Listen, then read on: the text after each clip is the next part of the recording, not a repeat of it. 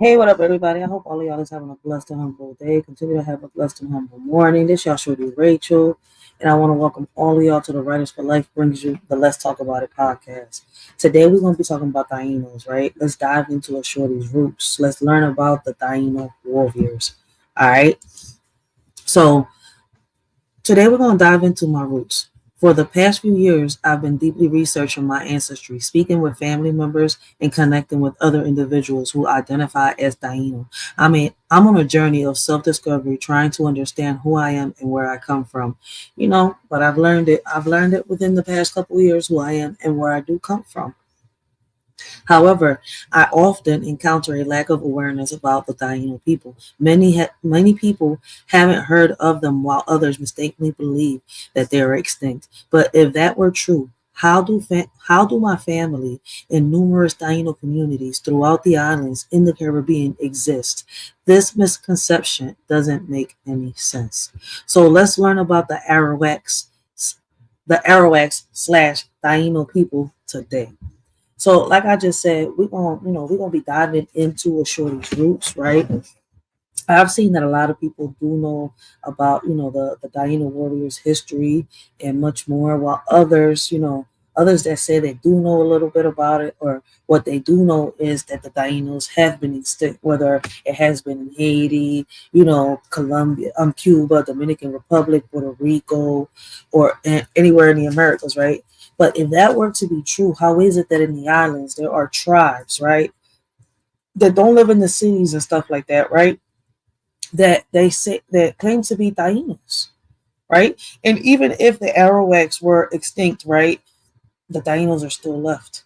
But why still erase the history? Because Tainos come from Arawaks.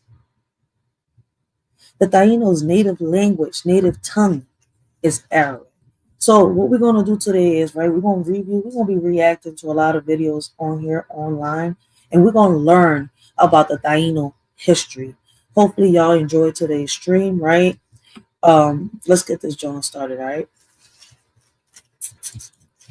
Here we go. So the first video we're gonna be reacting to is called Indigenous Taino Fight Puerto Rico for Visibility and Rights. So I have a little playlist right here. I have videos put together, right, which we're gonna be reviewing and reacting, and we might not be doing it all today. We might, but we're gonna be on this John as long as my earthly goods last to shorty, all right? So I appreciate everybody that does, pass through, show a shorty support, share the video. If you're enjoying, y'all can smash that like button. If y'all don't, the dislike is right there. But listen, that's up to y'all. I'm not even worried about that. Listen, I gotta say it. YouTube is telling the shorty what to say sometimes, but hey, let's get this started right here, because this is what I really want to talk about. As long as we bring awareness, right, and we talk about it, that's what matters, right?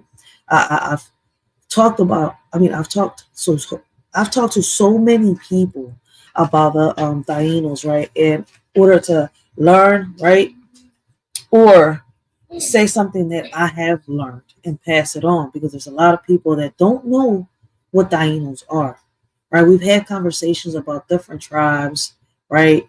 Different, ethnicities, different cultures, and much more, right? But when we get to the Tainos, I've noticed that a lot of people don't really know about them unless you're from the Caribbean or from the island. And what shocks me the most is, right, that a lot of people that are from the island or from the Caribbean, right, don't even know what a Taino is.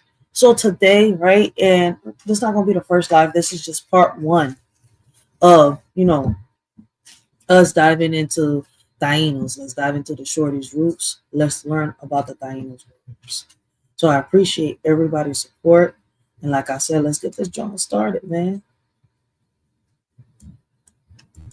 Archaeologists argue that the Taino bloodline no longer exists. Some archaeologists argue that the Taino bloodline no longer exists. I believe that too, and even mentioned it in my show, Land History for Morons. So Columbus enslaves all the Tainos until he exterminates them. And that, my lovely morons, is called the Caribbean Holocaust.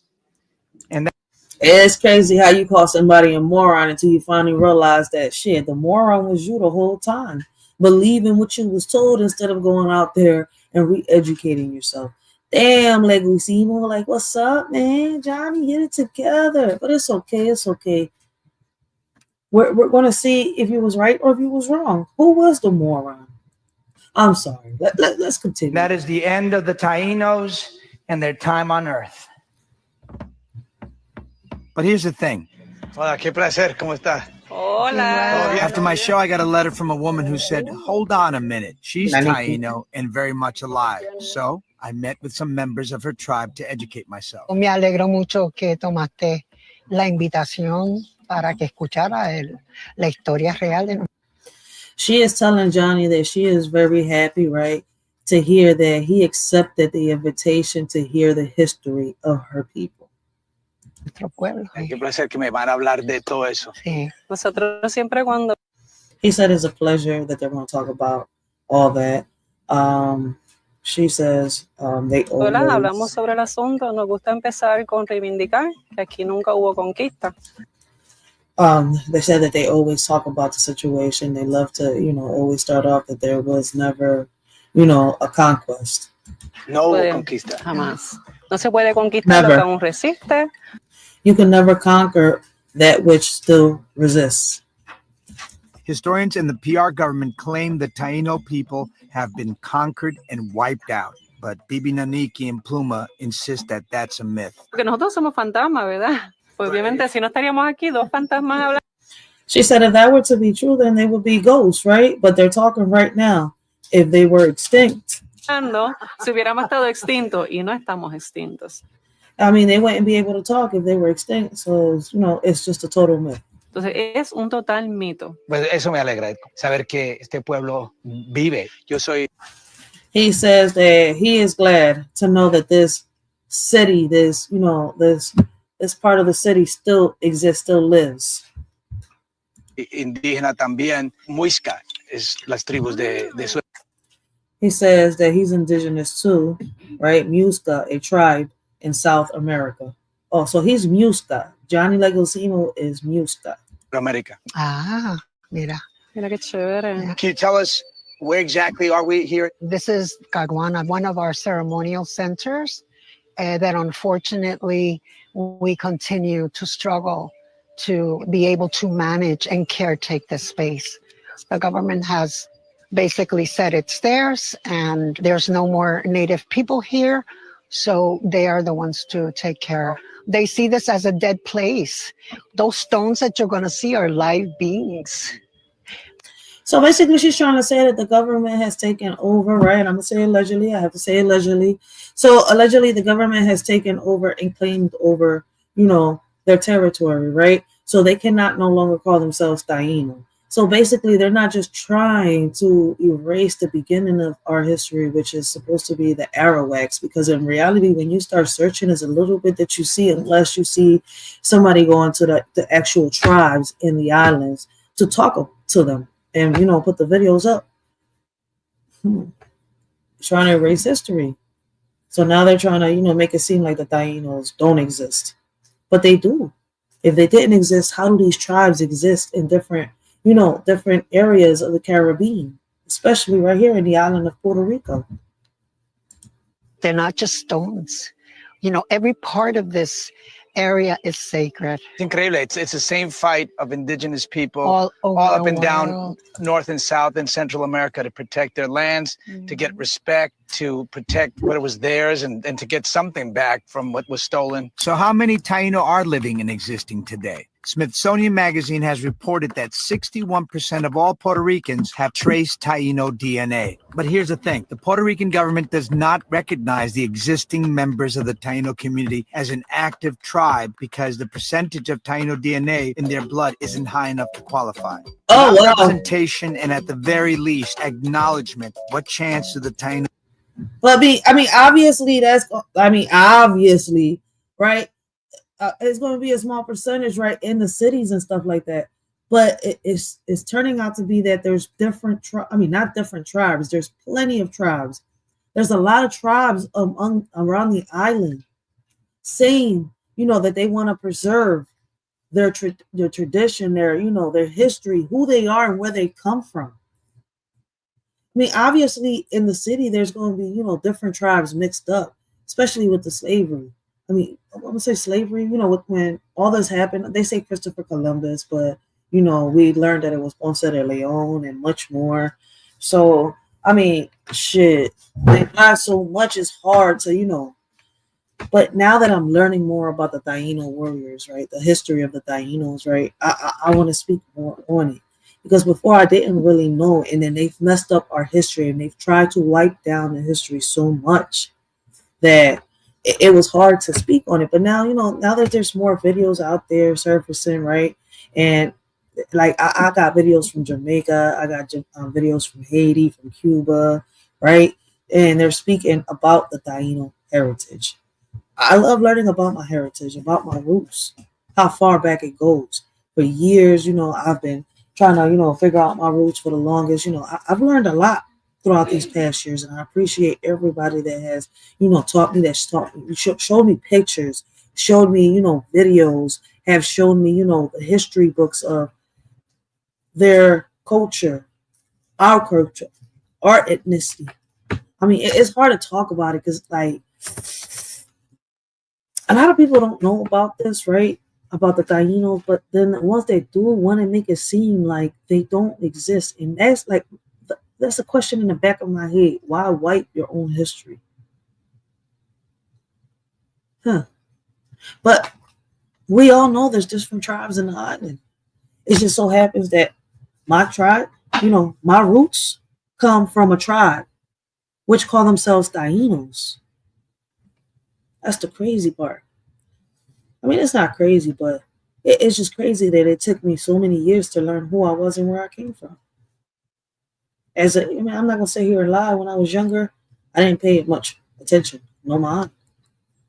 I didn't care. No people have of getting their ancestral lands like this one given back to them or protected. We fought really hard around the issue of the privatization of Caguana because we understood very clearly that it was a test.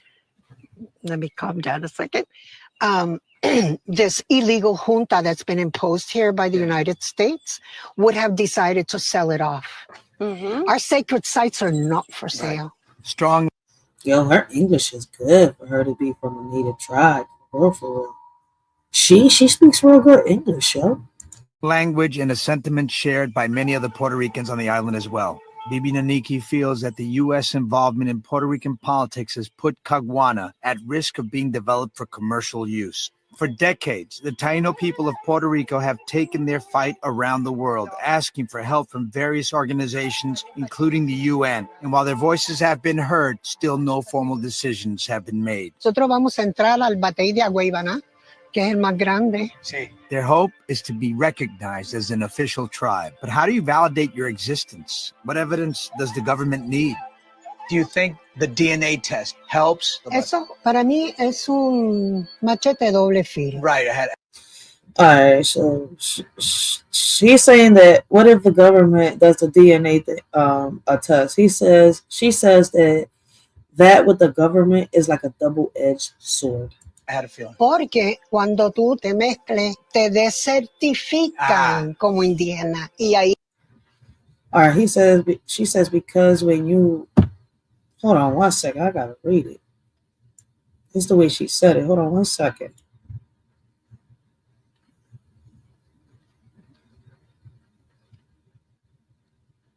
Oh, okay, because it has it right here. Shit, because when you are mixed race, they decertify you as indigenous. Okay, so is they mixed race? I mean, apparently, yeah, because of with the situation of Ponce de Leon, you know, Christopher Columbus and all that, when they took over Puerto Rico and all that, you know, they ended up. Everybody knows the history, right? You know what happens. So now they can't be considered indigenous. But the DNA should show that if you're mixed or not, right? Te desertifican como indígena. Y ahí pues entonces toman posesión de todo lo que habían cogido. Y so she said they decertify you as a indigenous, and they take possession of everything around you. And it's also an insult. We're not animals. También es un insulto. Nosotros no somos animales. Claro. para decir yo tengo esta cantidad, esta cantidad, esta cantidad. To say that I have this amount, this amount, this amount. So she's saying that's not, that's not right because they're not animals for them to say that, you have this amount, and this amount of, let's see. Pues qué parte de mi sangre es indígena y qué parte de mi sangre es. Okay. Or to tell her which part of her blood is indigenous and which one is Caucasian or whatever else. Cáusica o lo que fuera. Mixed race people are one major side effect of colonization, and being Latino means that you are intrinsically of mixed blood. But who gets to decide how much of your DNA makes you part of any one community? If indigenous blood is measured as proof of tribal membership, then depending on who sets the standard, membership could also be denied. For Bibi Naniki and Pluma, measuring DNA alone is not as valuable as the stories and traditions passed down from their families. And the Caguana Ceremonial Center is a big part of that. Este espacio se llevaban distintas ceremonias. Compartir, por ejemplo, hoy pues queremos hacer, ¿verdad? Un racheal. So they're saying that place that they're in right there, a lot of ceremonies, it takes place. And, I guess that they was about, they're going to end up doing one. Invitamos, ¿verdad? Gracias. Y lo tomó muy serio también. They invited him to the ceremony. Surrounded by their ancestors, this traditional ceremony is meant to bond our relationship as friends by making me a part of the community, an extended family member. As the racheal, or oath exchange, began, I felt instantly transported. With each gust of cleansing smoke, I felt a deeper connection to this place and its people. Aún aquí estamos nosotros aquí después de tanto tiempo de resistencia. She said, we are still here after many years of resistance. Al elemento tierra, el elemento fuego. To the element of earth and the element of fire. El elemento agua y el elemento aire. The element of water and the element of air. I guess this is part of the ceremony. I don't know. Hey, now like the Little Mermaid. And we are you. Hey, they put the little, they pulled out the little shell like in the Little Mermaid. Let me find out. Oh, hey. Listen, man, I love learning about my culture, about my roots, man. A new study finds video. All right, so it says new research links ancient indigenous DNA to living Puerto Ricans. And this video was 5 years ago. CBS News. People of pre-colonial Puerto Rico did not disappear entirely. A new study. So 5 years ago. When was it the one? What year was the one with Yanni Legosimo? Does it tell me right here? Let me go back just to see how long. Some archaeologists argue that. Okay, so he posted this a year ago. We don't know if it was the year before that they was doing the video, probably months before they posted this, but this was a year ago. The research video. A new study finds the people was 5 years ago. So with this research, they found out that, new research links ancient indigenous DNA to living Puerto Ricans. So that right there alone proves that, the Taino still exists. So why not, let them claim who they are? Why take that away from them? From us? Because as far as I'm concerned, my roots go right into that. of pre-colonial Puerto Rico did not disappear entirely as previously believed. Historians believed the indigenous tribe called the Tainos were completely eradicated after Europeans arrived to the island during the 15th century. But now that's not the case. Researchers have found 3 genomes from ancient skeletons living in the DNA strands of living Puerto Ricans. With me now to explain this important discovery is one of the geneticists on the project. They went and turned Undertaker on all these tombstones. They went and dug bodies out, took their DNA from their spinal cord, and went and checked just to make sure. But even with that, why not let them claim to be indigenous? I don't understand that. Y'all took something that wasn't rightfully y'all's anyways. So if our DNA is mixed, it's because y'all sat here and y'all did what y'all did. Y'all can't blame us for what y'all did to our ancestors, and now we're mixed. were the descendants, obviously. Durr. Maria Nieves Colon. Good to see you, Maria. Hi, thanks for having me. So I'm fascinated by this story. I'd always been told, I have family from Haiti. I'd always been told that the Tainos were completely eradicated after Europeans arrived to the Caribbean islands. So explain to our audience why these results are so important to you, and of course to not just the people of Puerto Rico, but all the people in the Caribbean who would have had Tainos living on some of those islands. Yeah, this is a very common story, actually, that we hear throughout the Caribbean.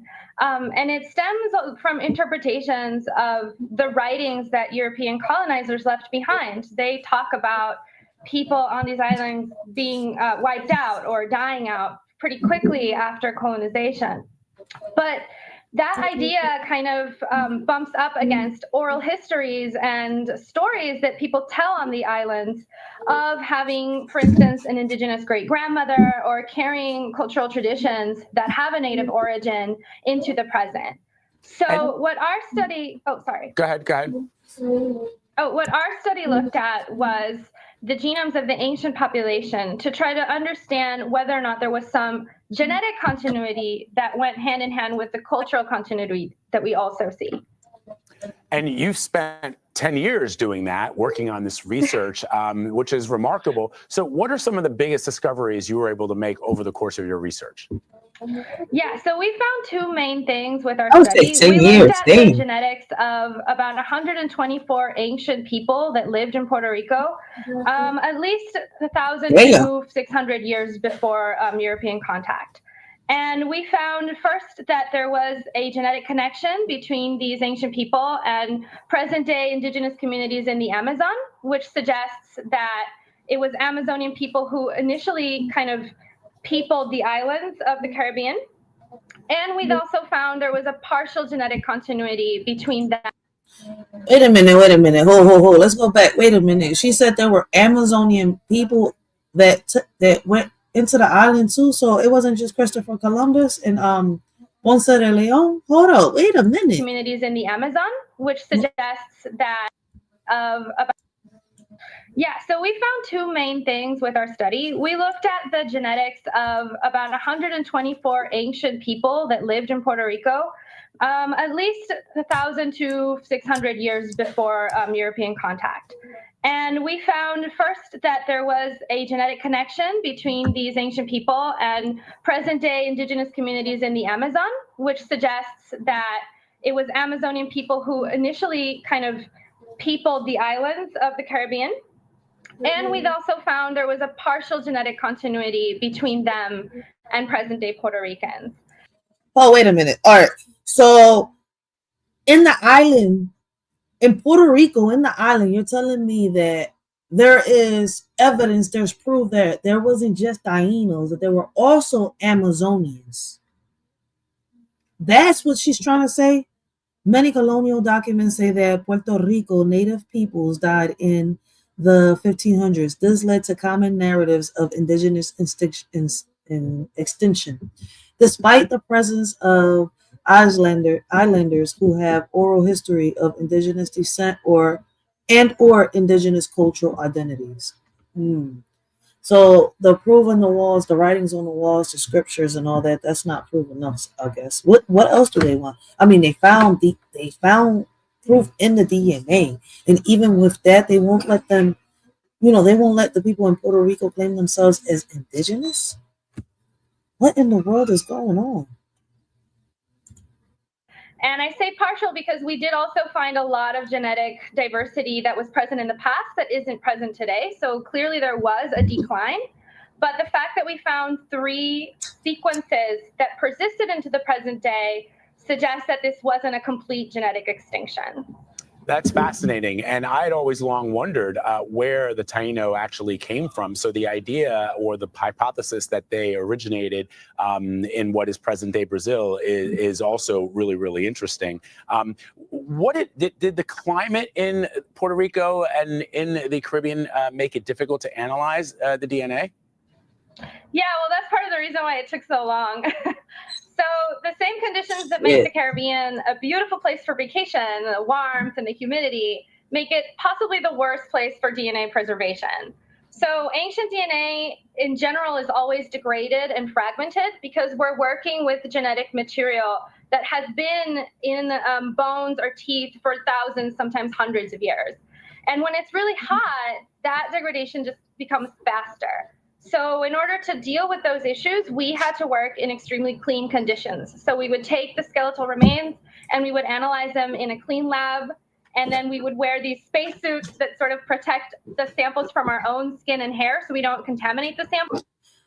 They're not spacesuits. They're actually considered biohazard suits. But I understand. I get it.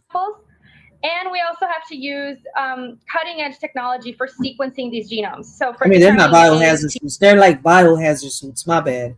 I don't know why I call them biohazard suits. But what she was, never mind. Y'all get the point. But they're not spacesuits. We have to use these very large and expensive machines. And that kind of technology just wasn't available 10 years ago. So that's part of the reason why it took us such a long time to do.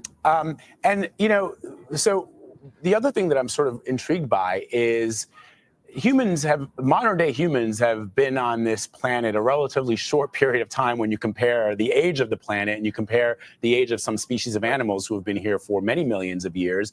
I wonder why there was never a study done of people now living in the Caribbean, in addition to Puerto Rico and some other countries, to discover whether or not the Taino may have mixed with the population of either colonial Europeans or even Africans who were brought to some of these islands, and that DNA would be, That's a good question. You would be able to see that DNA in modern day genetic testing. But has that never been the case? Yeah, there's been previous research, but most of it has been done with present day populations. So like Puerto Ricans that are living now, like myself or my family, would get sampled and we would look at their genetic diversity. And as you said, we would find that there is a mix between Native American genomes of Native American ancestry and African and European ancestry. But the question that we weren't able to answer through those approaches was how much of that Native American component stems from the island's ancient inhabitants versus coming from Native peoples that came later on, perhaps relocated through the process of colonization or something like that. So we did have previous research in that. It's just that it was different in focus. Really fascinating. So how does... So, I mean, we all know that, you know, the Tainos migrated to the island. I mean, that's not something new. I want to know something new. How does your discovery now alter the way we think about the history of Puerto Rico?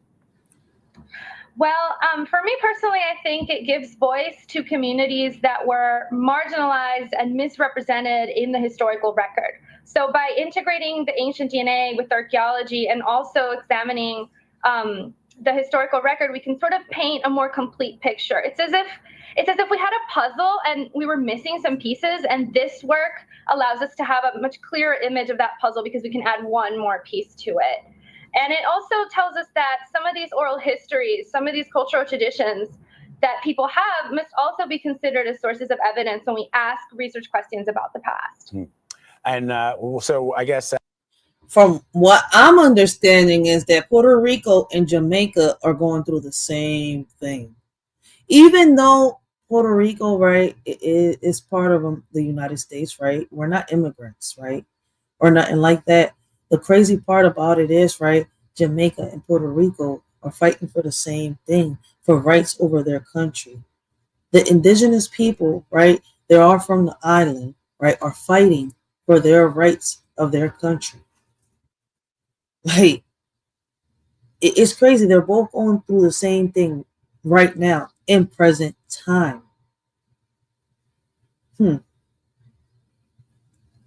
It's crazy. Blessings, Van D Gaming. Blessings, how you doing, guys? Make sure y'all go check out Van D Gaming. Yo, he has a great channel.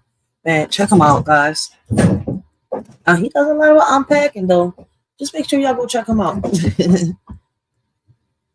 But let's get back on topic. My bad. like I said, I like learning about my roots, man. And it's crazy how a lot of people don't know about the Tainos. I have a video on here that there's this guy that explained, that he's from Jamaica, also talking about the Tainos and how they came into Jamaica and much more. Like, we've got to learn our roots, right? We got to understand our past to understand our present to even understand what's going to happen in the future. And I'm not jumping to the future. I'm just trying to understand really what's happening around me right now. Whew. After spending 10 years doing this fascinating study, what is next for you? Well, I'm currently collaborating with other people to expand this research to look at other islands in the Caribbean. We would like to obtain higher resolution data and data from many other ancient communities so that we can see if these patterns replicate in Haiti or in Cuba or in other places in the region. And we're also looking at expanding sampling across the Americas, so we can have a much better reference point when we're analyzing the ancient genomes of the Caribbean to other populations. That's really, really fascinating stuff. And where can people find your just completed research?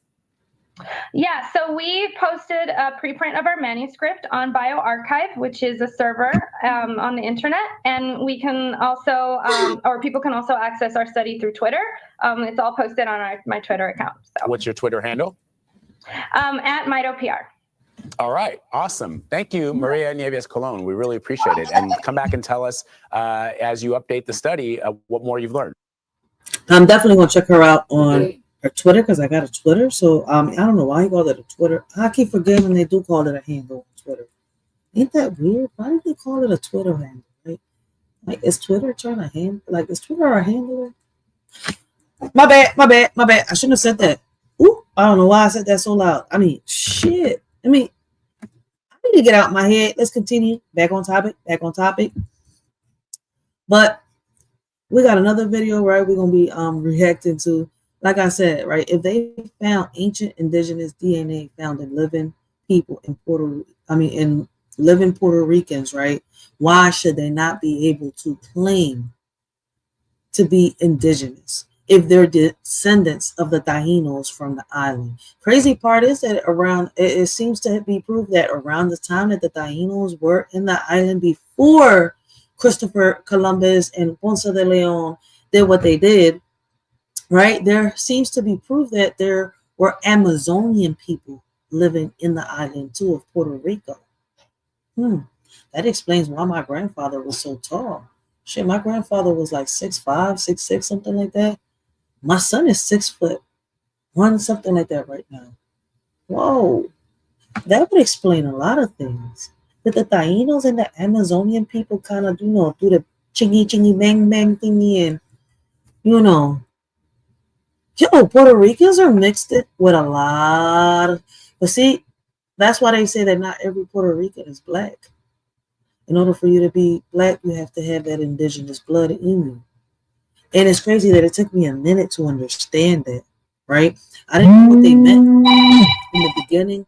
But, like I said, I've been doing my research for a while. Talking from family members to, people that claim to be Taino and much more. Watching videos, reading books. Like, I've been paying attention and listening. And it was crazy, like I said. One thing I have learned is that in Puerto Rico, there's different tribes. Just the same way that there's different tribes here in America. This is crazy, right? The indigenous roots don't just travel in the Caribbean islands. They travel here in America too. Nobody can explain that.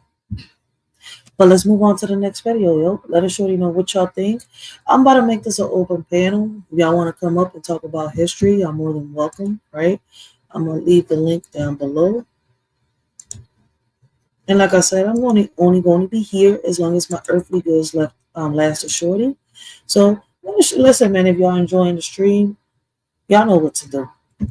I'm not going to keep repeating it. So listen, man, that's not what we're doing. Let's enjoy ourselves. Let's talk about it, right? I'm going to also leave this in the community wall So just in case you can't hit it right here, because if you have a phone, you might not be able to hit the link in the chat. But this will be an open panel if y'all want to talk about your roots and stuff like that, about the history of your roots and much more. Mine's is the Tainos. So today we're going to be diving into a shorty's roots. Let's learn about the Taino warriors. Let's learn about the Arawaks. So our next video, right, that we're going to be diving into is about, right, hold on one second. I'm still on here. Snap, snappity, snap. I got to get into my prime. Imagine Jamaica without reggae, jerk. All right, so we got another video, right? How the Taino shaped Jamaica. I don't know if this is true. I know two people from Jamaica here, right? I know Bolo and I know Jamaican Fish Shore. So I don't know if they know about the Tainos and if they really did shape Jamaica, but a lot of videos that I have researched, right, talk about the Tainos shaping Jamaica. So let's dive into this video, right, and let's learn about the Tainos and the Jamaican culture. We just dove into the Puerto Rican culture, right? We just watched 2 videos about the Tainos in the Puerto Rican island. Now let's dive into the Tainos in the Jamaican islands. Imagine Jamaica without reggae, jerk chicken, or bammies. Jamaica's Bammies? roots didn't What are start with bammies? Rastafarians or Maroons, but with people who arrived 600 years before Christopher Columbus. Yes, long before colonial ships touched these shores, Jamaica's identity was why did I shaped press by an share? indigenous people What am I doing? with wisdom that endures today, the Taino Oh, the wrong Indians. thingy. When you think of Jamaica, maybe Bob Marley comes to mind, or maybe the iconic Blue Mountains. But today, we are looking deeper, uncovering stories that textbooks often ignore. Who were the Taino? Why did they call Jamaica home? And what incredible contributions did they make that still echo today? The Taino people from South America navigated through the Caribbean with nothing more than wooden canoes and the stars. Around 600 AD, they arrived in Jamaica, making it one of the first islands they would inhabit.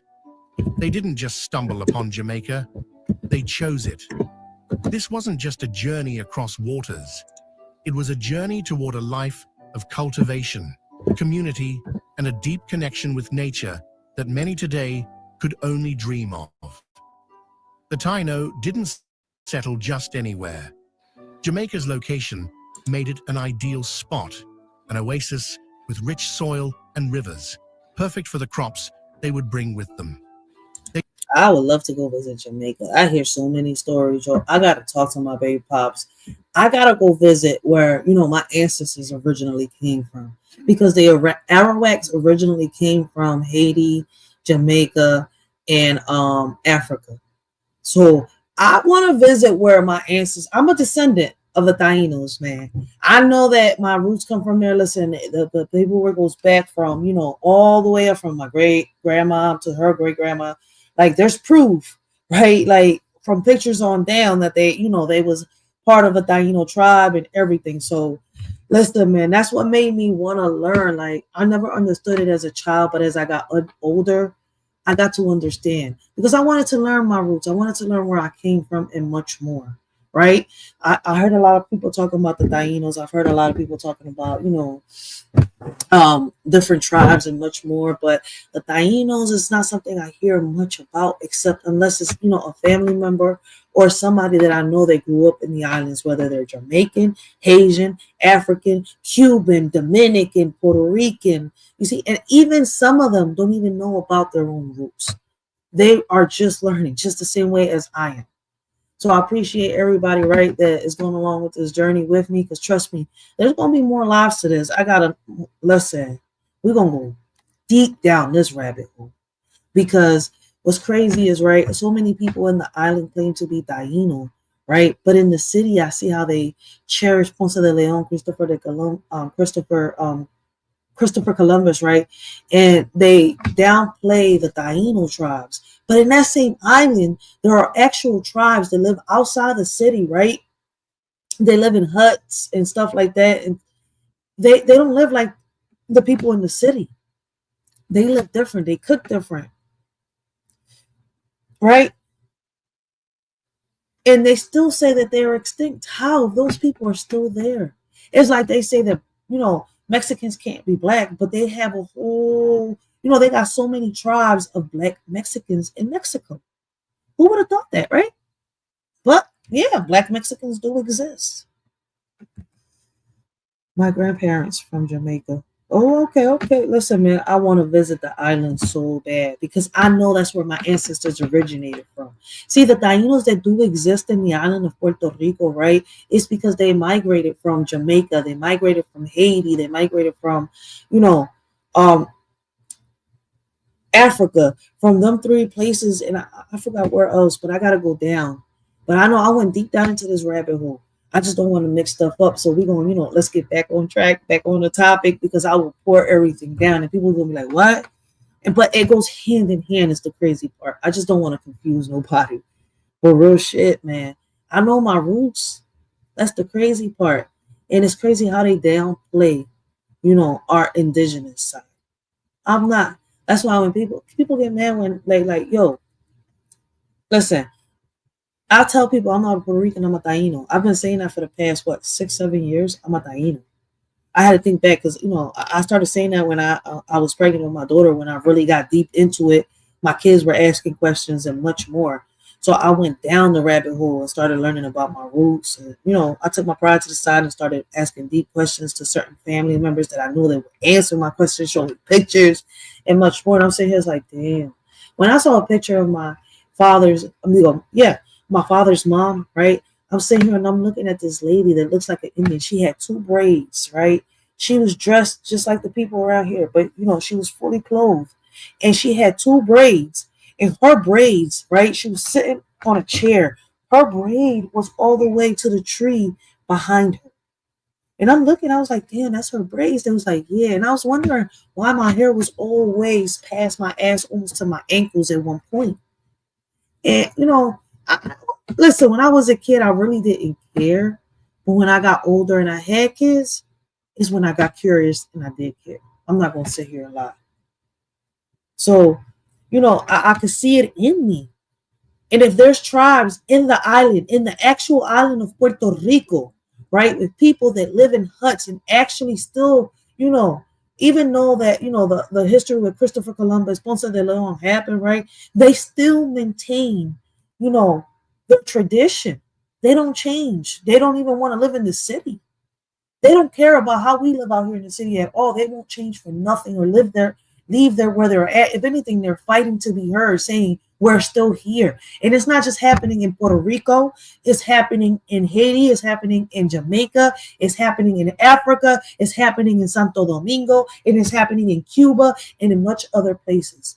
But you know what? Let's get back on topic so that y'all can know, a little bit about. We're diving into the history, not about what a shorty has already learned. Because these videos I haven't watched, I just saved them because they drew my attention, and we're going, we're reviewing and reacting to them together.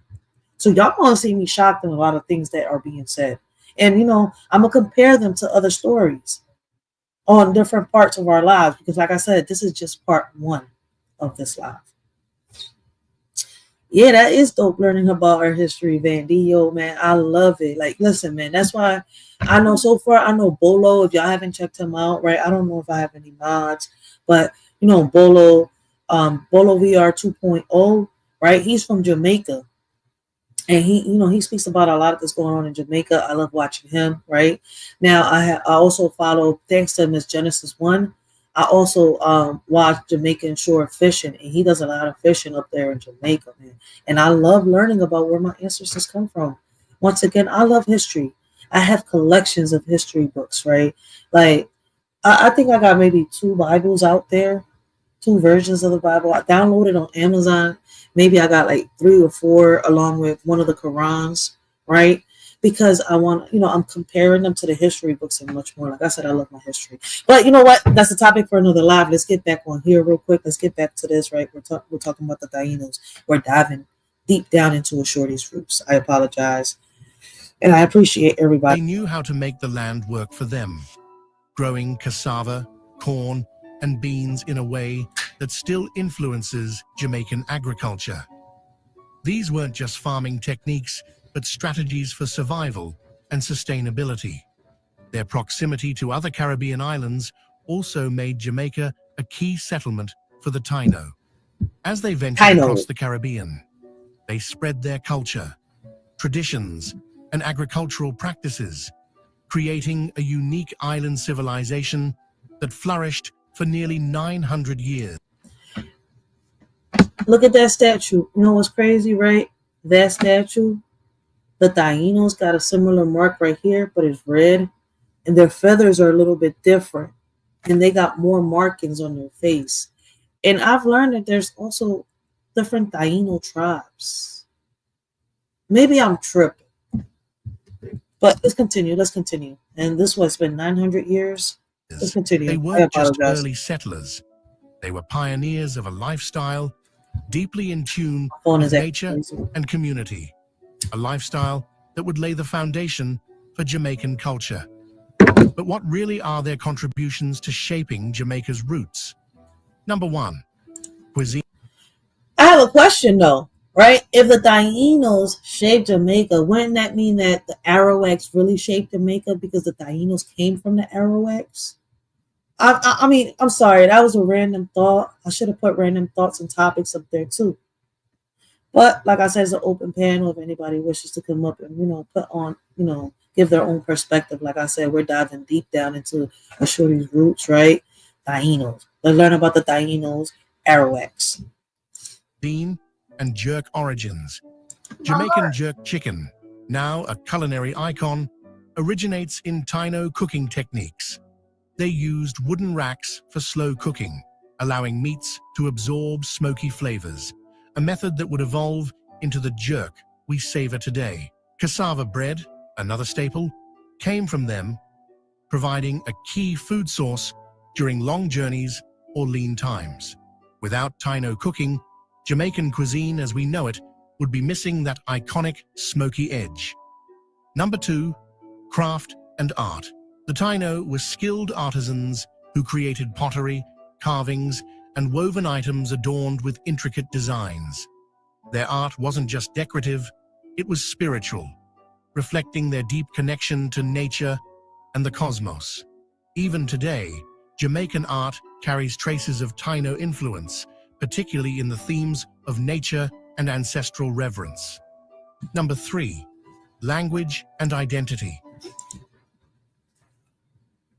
That's a lot of stuff that we've been lied to. This is why I love learning about my roots, who I am, where I come from. Growing up, I was naive to all this, Now I'm learning a lot of this, right? Learning where I come from, who I am. I understand a lot of what's going on around me, especially, with not just the, with what's going on with the Black community, but what is also going on under the Hispanic umbrella. I'm not going to say Latino, right? I'm going to say the Hispanic umbrella, right? Everybody speaks Spanish, but they're under the Latino umbrella. Did you know that Jamaica is derived from the Taino word Zemaka? No, I did not know that. Land Oh, wow. And water. Cool. The very name of the island is a tribute to the Taino presence. Words like hurricane, hammock, and barbecue also have Taino origins. Oh, wow, I They didn't are know that. embedded in the Jamaican lexicon and serve as a daily reminder of this ancient heritage. This linguistic impact goes beyond just names. It represents the Taino's imprint on Jamaica's cultural DNA. Each time Jamaicans refer to these terms, it's a nod to a people who lived harmoniously on the island. The endurance of these words, centuries after the Taino were nearly wiped out, speaks to the lasting power of their language and identity. The Taino weren't just farmers or craftsmen.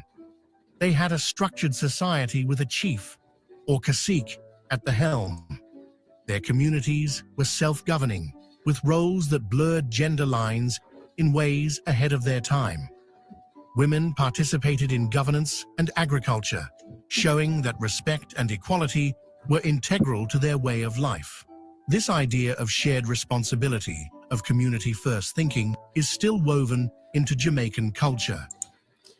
That's crazy because doesn't matter where the Taino tribe is at, whether they're in Jamaica, Africa, or Haiti, or in Puerto Rico, Santo Domingo. I noticed they all go by the same tradition. They go by the same. Even the food they cook. What changes a little bit is the seasonings. But even the food they cook is the same, and I'm gonna keep saying it. The Taino's approach to leadership wasn't about dominance, but guidance and mutual respect. The cacique was both a protector and provider, a role deeply rooted in the values of family and community well-being. This balance of power and respect set a foundation that would influence social structures on the island, contributing to Jamaica's sense of community resilience and cooperation. But the Taino legacy wasn't without tragedy. In 1494, Columbus arrived, and within 50 years, the Taino population nearly vanished due to exploitation, starvation, and European diseases. Imagine that. 900 years of peaceful existence wiped out in half a century. Yet despite this near extinction, the Taino left an imprint that refuses to fade. The arrival of the Spanish marked a dark chapter. The Taino were forced into labor, their communities dismantled, and their sacred spaces violated. Diseases brought by Europeans, to which they had no immunity, spread rapidly, decimating. See the history, even what the Tainos went through in the Puerto Rican island, they went through in the Jamaican island. But see, I want to know if somebody that actually lives in Jamaica, right, knows of the Taino history, and if what they're saying right now is on point. That's something I would love to know. Their population. It was a profound loss, but one that miraculously did not erase the Taino spirit. Before we continue exploring Taino's legacy, if you're finding value in learning Jamaica's hidden roots, please subscribe. By subscribing, you're joining a community that values heritage and knowledge. Hit the bell icon for more stories that go beyond the surface. The Taino legacy lives through modern Jamaica. Their respect for the land has become a core part of Jamaican culture. From sustainable farming to reforestation efforts, Jamaicans carry forward this deep reverence for the environment, channeling the Taino spirit every time they harvest cassava or prepare a bami. Just as the Taino honored the land and spirit, Jamaicans today continue to celebrate life through festivals, music, and art. There's an unspoken connection to those early beliefs. I know whether that it's much is honoring true. ancestors or finding rhythm in the land's pulse. Even the Rastafarian lifestyle mirrors Taino principles, valuing nature, spirituality, and simplicity. In every Jamaican family structure, you will see Taino's influence in balancing gender roles and community-first mentality. The idea that every member contributes and that wisdom and strength are shared reflects a blueprint from Taino village life. I understand that and I get it, right? But where I'm trying to come to, right, if they're saying that the Tainos shaped Jamaica, right, the same way they say that Tainos shaped Puerto Rico and stuff like that, along with the Amazonian people, right? But my question is, right, if the Tainos shaped Jamaica or Puerto Rico or the Dominican Republic, Cuba, right, wouldn't that mean that the Arawaks came first? I mean, I'm just asking because I know going further down the line, going down the rabbit hole from the Tainos, the Arawaks came first. Then came the Tainos. So, that's why I'm asking so many questions. Like, I want to know more. Like, I know as much as I know from my family lineage, right? And I want to learn more, right? Because these tribes go hand in hand. Like, it's crazy how far my lineage goes, my roots, how far my roots go, right? Let's put it like that. And I never would have thought that I would have, roots in Jamaica, roots in Haiti. I would have roots here in America along with roots in Puerto Rico. I mean, I know I was born in Ponce, right? I was born in Ponce, Puerto Rico, on the islands of Puerto Rico. But I would have never thought that my roots went that far. I would have never thought that I was a part of a tribe until I got older. I should have figured it out when I was younger. I figured so many other things out, like if I was Inspector Gadget or one of the characters from Scooby-Doo.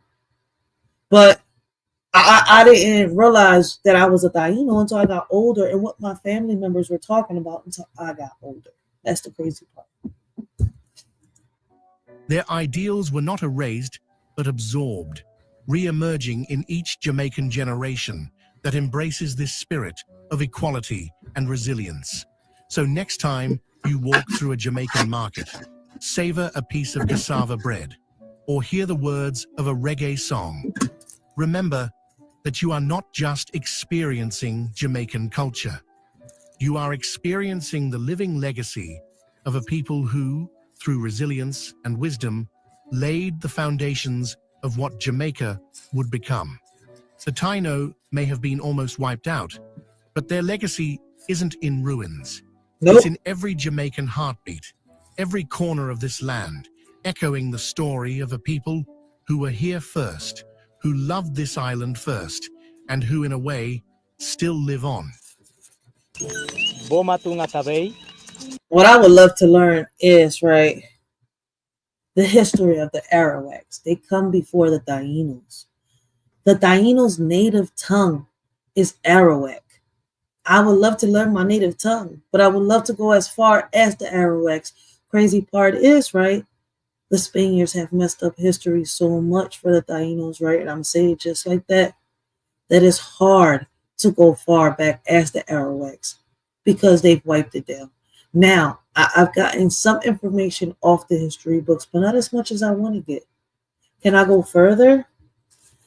Maybe if I would have started collecting books before, my 20s, then I could probably say yes. When I first started collecting books, they were horror books. They really on some for real. Then the history came.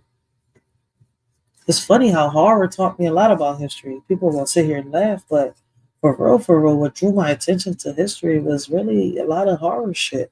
There's a lot of messages in these horror movies that people don't even peep it. But hey, let's continue, right? We got another video right here, right? That says, did the natives of Puerto Rico really go extinct? So let's find out.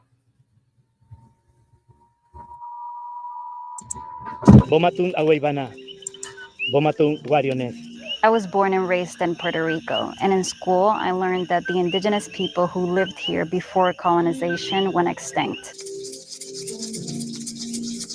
I never thought I was going to witness a ceremony by people who consider themselves indigenous Puerto Ricans. Nosotros lo que queremos es llevar el mensaje de que estamos aquí. So even in the island, in the schools, they're teaching kids, right? They're telling kids that the Tainos, the Arawaks, are extinct. That this guy right now that was just speaking said he just wants to tell the world. He wants to let them know that we're still here. Que debemos reorganizarnos y hacer un país más justo. That we should reorganize and make a country that's fair with more love. Mucho más amor como era antes. The way it used to be.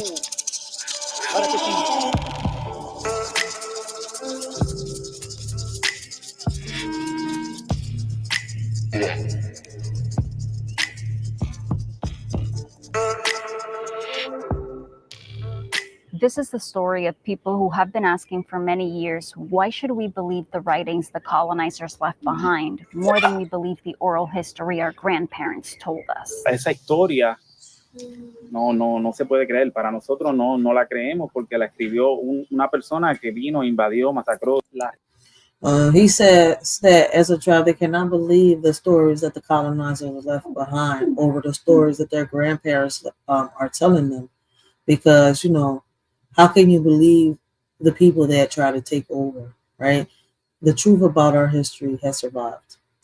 Realidad de nuestra historia. But it's true though, right? How is you going to sit here and believe the people that massacred your country? Y'all sat here and massacred our ancestors. And y'all want us to sit here and believe what y'all telling us? I even have questions. I had questions forever. It's just that I'm older now, right? I understand a lot more, right? I've done down the, I've done my research, went down the damn rabbit hole, and I'm sitting here like, damn, like this is crazy. Historia ha perdurado en nuestros pueblos, en nuestros barrios, en nuestras montañas. Y eso ha durado hasta el día de hoy. And then scientists did DNA studies that backed some of what they already believed. Comenzaron a llamarme, mira, usted no sabe lo que usted ha hecho por nosotros, porque nosotros nunca nos creen, pero ahora eso nos demuestra, tenemos ahora evidencia. But let me back up. Before this was Puerto Rico, it was Boriquén, and indigenous tribes lived here. We have petroglyphs and other archaeological findings to prove it.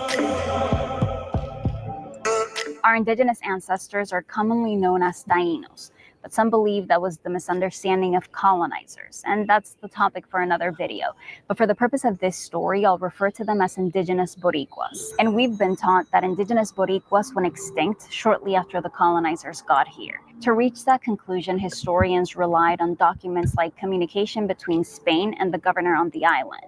The king asked, how many Indians are left? And the answer was none. El problema fue que no se criticaron los documentos. The theory of historians who dispute that is that many indigenous Boricuas were able to escape to the mountains. I don't even have to translate what he's saying, right? Because she's already she's already translating it. And colonizers either didn't go looking for them or couldn't find them. Mire, ¿usted cree que un gobernador va a salir del viejo San Juan a meterse a esas montañas, a buscar cueva por cueva, ceboruco por ceboruco, a ver si habían indios? Pues mire, aquí lo mejor es, no hay indios, se acabaron, y no tengo que hacer ni la investigación ni llenar el informe ni nada. Dr. Juan Manuel Delgado interviewed more than 150 elders in Puerto Rico, and what he found in his investigation coincided with what those who identify as indigenous Boricuas say their grandparents have told them. Llegué a la conclusión en los primeros años de investigación que realmente los que habían exterminado a los indios pues fueron los mismos historiadores. Los historiadores enterraron a los indios. It's also supported by the DNA evidence that Dr. Juan Carlos Martínez Cruzado found. La presunción era que la herencia indígena en Puerto Rico era mínima, pero ya vemos que no es así. Because he learned the same thing I learned in school, he was surprised to find that more than 60% of Puerto Ricans have indigenous mitochondrial DNA. Fue revelante también, porque no lo esperábamos, porque eso lo que sugiere es que la población indígena de Puerto Rico pues no desapareció así completamente en el siglo XVI, sino que eso es indicio de que perduró por más tiempo y que poco a poco fue asimilado a la sociedad colonial. And indigenous groups were really happy to hear about his study. Bueno. So basically in the 1500s,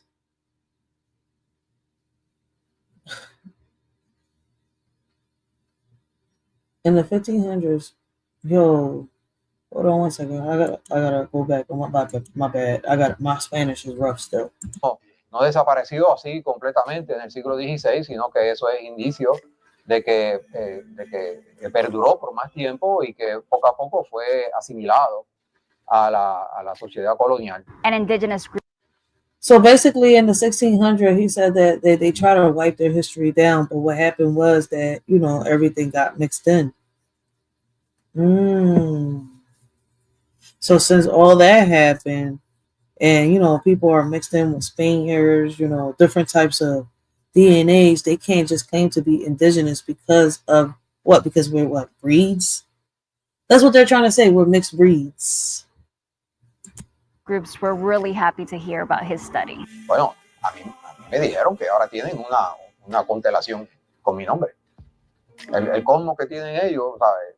Que le tienen nombre, no sé, a las constelaciones. Pues hay una hora que Martínez Cruzado. Eso no era lo que yo no estaba buscando. They said they have a consultation under his name. They got a star name under him? Damn, I gotta go look that up. For real? Pero eso es la ciencia. But he also wants to be clear that the 60% pertains to mitochondrial DNA, which is inherited from the mother side. When they tested for indigenous chromosome Y from the father side, they only found 1% of Puerto Ricans had it. Tengo que decir también, tiene que ser bien encontrar una persona que sea purita, por así decirlo. But the people I talked to said that doesn't make them any less indigenous. Ho, ho, ho. That is crazy. So their indigenous, the indigenous genes travels from the mother side, not from the father side. How is that even possible? What if, the Spaniards sat here, boom, I don't want to say it, but y'all understand, y'all know what happened back then. And they had a boy.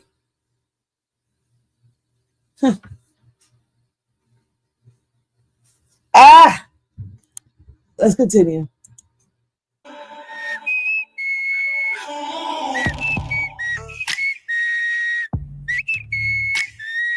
Llevamos mucho tiempo como especie humana en el planeta. ¿Quién determina lo que es puro y lo que no?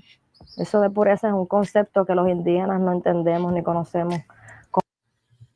So she's saying that in order for them to be able to claim to be indigenous, they have to be pure. But because of what happened, ain't none of them pure. But who gives them the right to say how pure they are when, but how can they be pure if they're descendants? It makes no sense. They're descendants. And especially after what happened with Ponce de Leon and Christopher Columbus, you're not going to, maybe there are. Like there's a lot of tribes that are not willing to give their DNA. So what if those tribes are really, really pure DNA? I mean, pure indigenous. I don't know why I just mixed that up. But shit, I don't know. Maybe I'm tripping. Como lo entienden los occidentales. Ese concepto lo trajeron los occidentales a este lado del mundo. El mismo Estado o el sistema dice que para un país tener, permanecer como indígena, hay dos cosas básicas. Una es la espiritualidad y una es el lenguaje. Notice he said language, and I'm fascinated by this because some academics argue that we speak our indigenous language without knowing it. En el campo no decimos dolor de cabeza, decimos tengo un dolor de chola. Pues chola es cabeza, pero en indio. Chiva, esto que está aquí, chiva, es de nosotros. Esto que está aquí, mejilla. Cachete, es indígena, cachete. I grew up using words like chin chin, as in dame un chin chin de eso, or give me a little bit of that, or ham. I always wonder why our language was mixed up when I was growing up. I always wonder why, Puerto Ricans took such pride in saying the word boiking and stuff like that. And now I'm starting to understand. I didn't know that in the way we were speaking our native language. Chin chin jampia. Jampiar, me lo jampié, which is I ate it all at once and quickly, or julepe, which means hassle. And as I've been researching this story, I've been finding those words in dictionaries of the language of our indigenous ancestors. Oh, wow. Esas palabras que usamos diariamente son indígenas y las usamos diariamente. But here's what's so interesting, and maybe even a little sad. I've always considered those words as Puerto Rican slang. I speak them with my family and Puerto Rican friends, but I would never say them in a formal setting because they would be considered uneducated. Palabras que en el sistema de educación en las escuelas, las maestras nos decían, no. I mean, I don't know. It's kind of confusing because I really always thought the same thing. Growing up in America, right?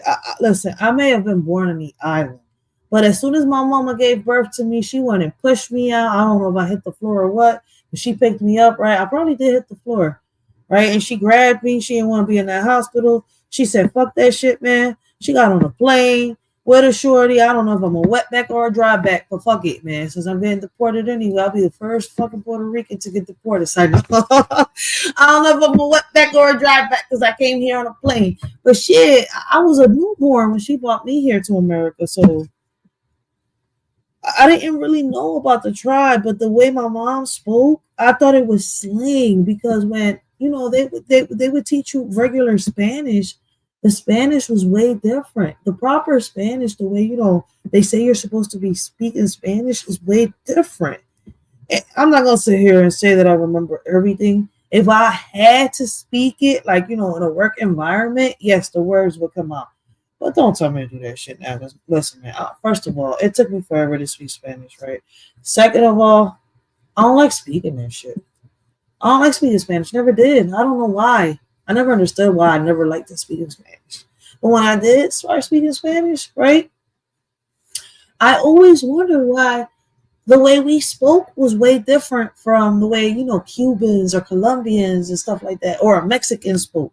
It was way different. I mean, I could say, nah, but see, even Dominicans got their own lingo, but see, it's crazy. So is it a slang or is it the native tongue? How do you speak Arabic? Digas eso, estás hablando mal, estás diciendo una palabra jíbara. Ok, tenían que decir, eso no es español, pero sí era un idioma, era nuestro idioma indígena. Y lo tenemos.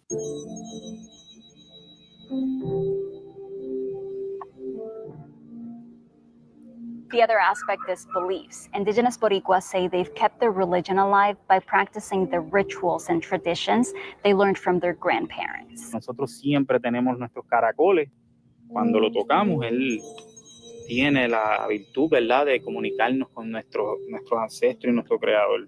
Si sembramos con la luna, si le rendimos tributo al sol, si amamos la tierra, si amamos los ríos. And it's not just the gods they believe in, it's also their way of life. They say they want other Boricuas to join them in moving away from individualism and towards community. La base de nuestro pueblo es el amor. Hacemos todo juntos, trabajamos la tierra juntos, en comunidad, pescamos en comunidad. They said the whole, you know, base of their community is based on love, them doing everything together as a community. They fish as a community, right? They do everything together.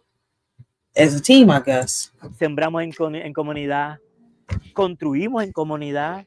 En Puerto Rico se practica todavía porque después del huracán, nuestra gente, las comunidades se organizaron y fueron los que limpiaron las carreteras, los que hicieron las cosas. También pasó después de los temblores.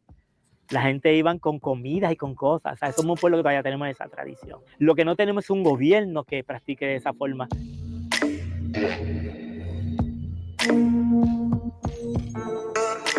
I should say that as I researched this story, I found that not everyone who has studied this or is trying to preserve these roots is in agreement. There are many different views about the specifics, but that's not surprising of an identity that's struggling to even convince others it exists.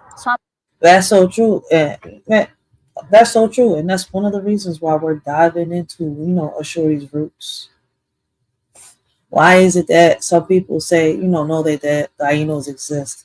Others, you know, say that they don't know what a Taino is. And then others that say they do know that they exist, but, you know, that they're extinct, that there's no way impossible that a Taino could exist nowadays. I'm aware that with this video, I only scratched the surface. It was meant to be an introduction to something I didn't even know was a conversation to begin with. So as always, I want you to tell me in the comments what questions remain for you. What did I miss? And while my content on this channel is in English, I've done the work to also do this story in Spanish. So tell me if that's something you'd be interested in, and I'll see you soon. Not bad, not bad. All right. So let's see. The next one is, let's talk Taino 18. What Taino and mi Taino really meant. Oh, okay. Let's find out. Oh, but before we do, right? Before we do, hold on one second.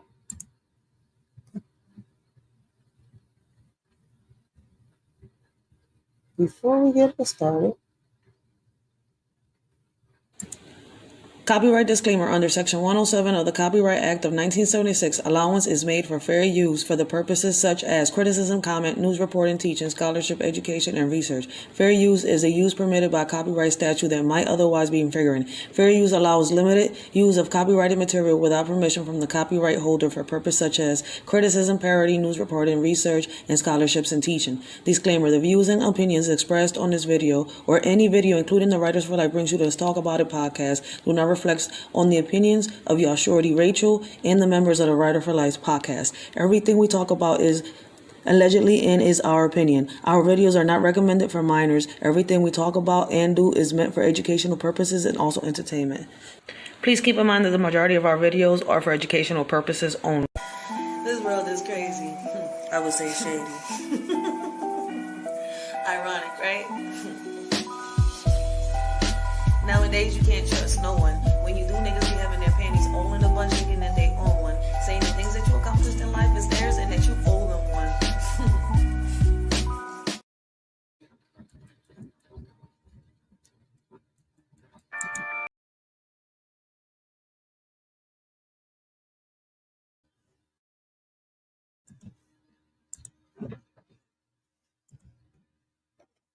All right, so let's continue. Let's continue going down. Let's continue going down this Taino warriors history, and let's learn more about them. So, like I said, we're gonna talk about this video is called "Let's Talk Taino 18," what Taino and Ni Taino really meant. So, as you can see, they say that the Puerto Rican slang is actually words that they have from the actual Taino language. I don't know how much that is true, but we're going to continue to keep on.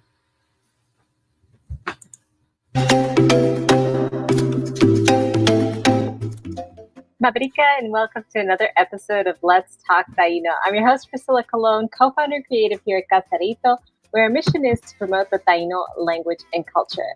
So today I want to talk about perspective. That is the way that you see the world influenced by your past experiences?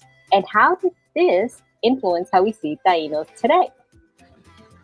So I'll give you an example of what I mean. If I say to you, carpenter, what kind of person do you see in your mind? Well, Somebody you're like most people in the US, you probably didn't think of a woman. Why? Because we live in a patriarchal society.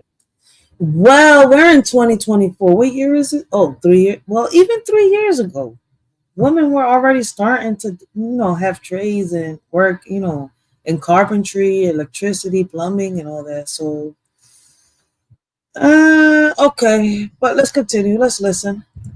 Or at least our roots are in patriarchy. And of course, this perspective can actually skew reality. So what happened when the Spaniards met the Tainos? The Tainos and the Spaniards had very different perspectives. They came from different cultures. Obviously. So what the Spanish heard wasn't always exactly what the Tainos meant. So we're going to take a look at a few words today. So, quick background on the Spaniards. We know that they came from a patriarchal society where the king was at the very top, followed by noblemen, and then everyone else was a peasant, a worker. So when they came to the Americas, this is what they expected. Besides the word cacique, the Spanish also heard words such as naboria, which means worker or servant, Naboria. taino, and taino. So based on these words and based on the perspective that they already brought with them, the Spanish assumed that cacique was a king, that ni taino were noblemen, and that naboria were the peasants, everyone else. Oh, shit. And they assumed that all of the natives they were meeting were calling themselves Tainos because that was like their name for each other. So let's take a look at cacique, which we've... So basically, what if, wait a minute, because I do know that it starts off with the Arawaks. What if the Spaniards decided to sit here and just say, fuck it, let's just call them Tainos because they heard them say Tainos? What if the Arawaks never stopped existing? Like, you know how they say that the Tainos went extinct, right?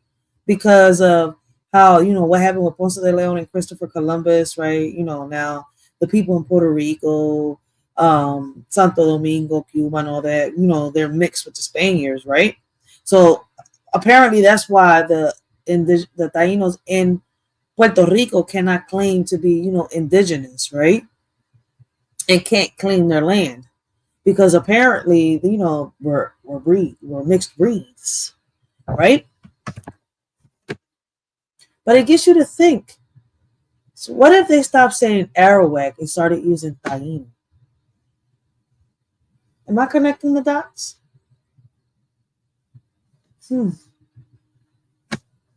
What if we're not Tainos and we're still, our ancestors were Arawaks the whole time? I'm trying to figure it out. Talked about before. We know that cacique means chief, and it is not a king or a governor. The chief's job was really to assign the task, make sure everyone was doing what they were supposed to, and to make sure that everyone got the food that they needed. He was also a spiritual or religious leader. He would go into trances and ask this great spirit whether they should go to war or maybe form an alliance, etc. And as you've learned before, a Taino cacique could be male or female. There were at That's least true. 4 different female cacique when the Spanish first came. And last but not least, in my research, I found that not every village had a cacique. Some villages were just led by a group of elders. So, Oh, different from what we was told. So we can tell that the Spanish perspective was not correct when it came to cacique or the leadership of Tainos. How about with the words Taino and ni Taino? The Spanish heard these words on a couple of occasions. Once they were on a ship nearing an island and the women came out calling and waving Taino. The second occasion, there were a group of Taino men pointing spears and arrows at the Spanish, obviously angry and agitated and saying Taino, ni Taino, almost. So in the Arawak language, what would Taino and ni Taino mean? And what would cacique? I mean, we know what it means, chief, right? But what would Taino and ni Taino mean? If the Spaniards thought that because they heard them saying Taino and ni Taino that it meant certain things, you know what? It meant whatever they thought that it meant. What did the word Taino and ni Taino mean in the Arawak language, in the Arawak tongue? See, and that's why I want to connect more with the Jamaican, heritage, with the Haitian heritage, and with the African heritage, because I know that they'll know more about the Arabic. I know a lot of them don't know about the Taino, but I think they should. I mean, hey, like I said, I'm still learning, and I'm not here to judge. I'm not here to bash nobody, man. I would love to hear people's comments, people's perspectives, right? So if you're from Puerto Rico, Santo Domingo, Cuba, right, Haiti, Jamaica, Africa, especially Jamaica, right? Let us shorty know what you know about the Taino heritage or the Arabic heritage. I would love to learn more. As if to say, identify yourself. Recently, linguists decided to look at the origins of the words Taino and ni Taino to figure out if their original meaning was correct. So we know from past videos that Taino, based on its word parts, means good people. And that is exactly what the Spanish said that it meant. But during the research, the linguists tried to establish whether or not the word Thai meant good. We know that no at the very end is plural for humans. We hear it in the words Taino and Locono, which literally means the people in Locono. Oh shit, Locono is another word. I've heard it. I thought it meant crazy. Like they was trying to call somebody a loquito, Locono, something like that. Listen, I don't know. Now I'm learning. But how about Thai? So first they looked at Arawak and sister languages to try to figure out the word good in all of them. As you can tell, there aren't a lot of similarities. The closest is probably Kalinago, which has Lao or Tao, similar to Thai, but it wasn't conclusive. Next, linguists looked at a translation of the Lord's Prayer, which was created in the 1800s. Now, I gotta say, the Lord's Prayer, Tainos were not Christians, so you know that was created by somebody who was. So in this translation of the Lord's Prayer, the person who wrote the translation... We know they're not Christian, but they did pray to a god called Zemi, and I'm not sure what other gods. But I do know they pray to a god called Zemi. But that is crazy though, right? Because if they're not Christian, where does the word Lord come from? Used a word Han to mean amen and to mean good in several instances. We know that Han means yes in Taino, and Han is similar to son, which is used in another sister language. So it's still pretty inconclusive. So then we have to look at the word ni Taino. So when we look at similar words to ni Taino in the Arawak and sister languages, we find a nice surprise. Whether it is my relatives, family, there's even one that means son or friend. So so she is looking into the Arawak language, right? Which leads back to my question, right? The Tainos allegedly come from the Arawaks. Are our ancestors really just Arawaks and not Tainos? Did the Spaniards mess up history so much that they got us thinking, that we're the Taino tribe, when in reality we're still Arawaks? Well, we're descendants from the Arawaks. Hey, maybe I'm tripping. Has to do with kinship. So ni Taino is some sort of person related to you. So linguists' current assumptions are that ni Taino could have meant water relatives, because they see ni at the beginning, and it kind of makes sense to go from island to island saying, hey, ni Taino, I'm one of your water relatives. I live on another island. So that's one theory. Another theory is that ni Taino literally meant my relatives, because in some Arawakan languages, ni and nu is used at the beginning to mean my. But of course, in other Arawakan languages, ta and da is used at the beginning to mean me or my, such as duck, right? Yet another theory is that ni Taino, if you look at nita at the very beginning, could have meant my blood, because the word hita is blood. So there are 3 different theories about what the actual word ni Taino meant, but it definitely did not mean nobleman. So could Taino mean good people and family? Yeah, of course it could. It could have many different meanings, layers of meaning, depending on how it was used. So let's take a look at a word that you may be familiar with if you speak Spanish. The word is bonito. And nowadays it's used to mean cute, pretty. Yeah. But the original meaning of the word was not that. Let's take a look at the word parts. So bonito has 2 word parts. Bon, which is a short form of bueno, which means good. And ito, which is a little part at the end, a suffix that is added to mean little. So, yo, man, I ain't gonna get past the part where the whole time growing up, I thought that I was speaking slang, Puerto Rican slang, like Spanish slang. The whole time it seems that we have been speaking our native language, and they've been telling us that, the words that we say, in Spanish are slang, when in reality is our native tongue.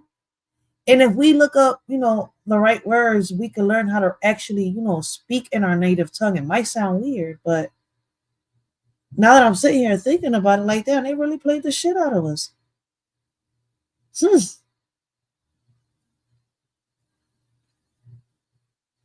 Arranca y coge vuelo. I'm thinking.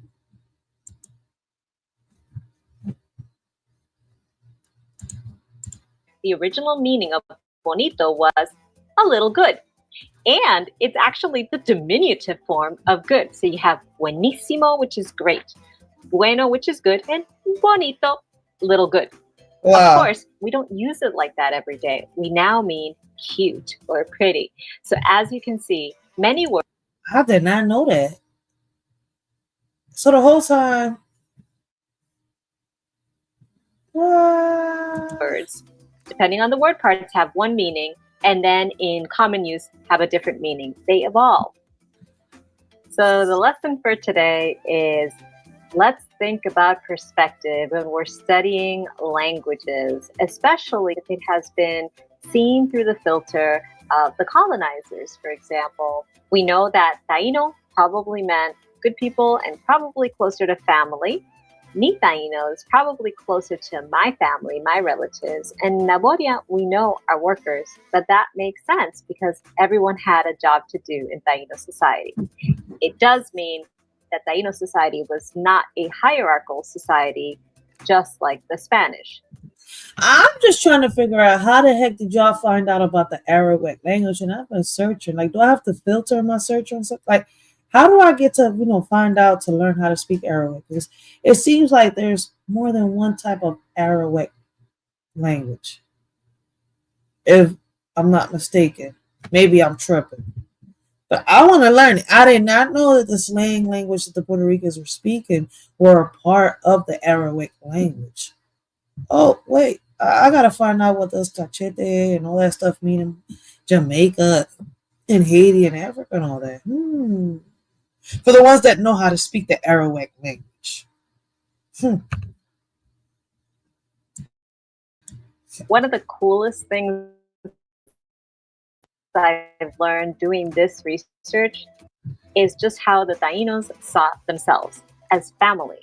So whether you were on the island of Haiti, Quisqueya, Haiti on too? Boriquén, on Cubanacan, on Yamayeca, we were all family, and that is a beautiful message. So thank you again for subscribing to this channel. I know that together we can bring back Taino. All right, make sure y'all go, go check out Casa Arrioto, right? I'm gonna subscribe. This was 3 years ago. I don't know if she got new videos, but I'm gonna go check out. But let's move on to the next one, right? Where was the first? Like I said, we diving deep down into the Taino history. All right, we're gonna learn Shorty's roots. This video is from 4 years ago. What on earth happened to the Taino, indigenous people of the Caribbean? So let's dive down into this video. Place European explorers landed in the Americas. Was it Mexico, the United States, Brazil? Well, actually, wait, what the hell did you just say? Where was the first place European explorers landed in the Americas? Was it Mexico, the United States, Brazil? Well, actually, it was Greenland over 1,000 years ago. Greenland? When discussing the more recent European colonialism, the first ships to set sail from the Old World led by Christopher Columbus landed in an unknown island in the Lucayan archipelago. He said Europeans. I'm over here thinking about the indigenous. I said, wait, the indigenous made it to Greenland? Okay, let's continue. Misunderstanding. Shorty tripping. I don't know. Maybe I'm for clock. Like, what the hell? Ago, what we refer to today as the modern-day Bahamas. Subsequent waves of Europeans had very volatile interactions with the natives of these islands, to say the least. But with the introduction of Old World diseases into the native population, their fate was set as soon as the first interactions between these two wildly disparate populations took place. And it's claimed that by the year 1600, only 100 years after first contact, virtually the entire Taino ethnicity and other natives of the Caribbean had gone extinct through a combination of enslavement, warfare, and epidemics, completely changing the demographic landscape of this region forever. What exactly is the Caribbean, though? Well, other than being used to describe the large open body of water connected to the Atlantic Ocean as a geographic descriptor, the Caribbean region, or West Indies as it is colloquially known, is generally used to describe the various island chains that box in the Caribbean Sea from the Atlantic Ocean, divided into a number of archipelagos stretching from South America to North America, including the Lesser Antilles in the east, which includes Barbados, Trinidad, and others, the ABC Islands in the south, which includes Aruba, Bonaire, and Curacao, 3 constituent countries of the Netherlands, the Greater Antilles in the west, which includes Cuba. Wait. 3 countries of the Netherlands are part of the Caribbean too? I didn't even know that the Netherlands were a part of the Caribbean. What?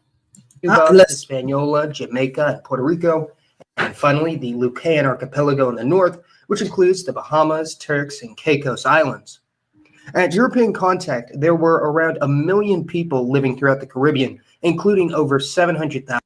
Yo, the Caribbean is big as hell. I only knew of a few places because of the places that everybody talks about the most. But who would have thought that it went all the way to the Netherlands? Where's Whoopi at? On the island of Hispaniola, which on this one island would have been a population density about the same as Argentina today, or 3 times higher than that of Canada. However, keep in mind that these early Caribbean natives were not a single unified ethno-linguistic group and arrived in their new island home at varying points in time, although interestingly, nearly all of them seem to have originated from South America rather than North America, despite the distance and close proximity to the mainland of both continents. But it's actually now known that virtually all Amerindian tribes in the Caribbean started on the northern coast of South America, what is now Venezuela, and proceeded to move north along the Lesser Antilles, hopping from island to island in various waves. So that means that there's Tainos in Venezuela too. I didn't even know about Venezuela. I knew about Honduras and I think Brazil, but I did not know about Venezuela. So there is Tainos in Venezuela too. Damn. You know what I think happened, right? I think that the Tainos are the descendants of the Arawaks. I think that we are, yes, Tainos, right? But we're descendants of the Arawaks. Anybody that, you know, had an ancestor that is Arawak is a Taino now.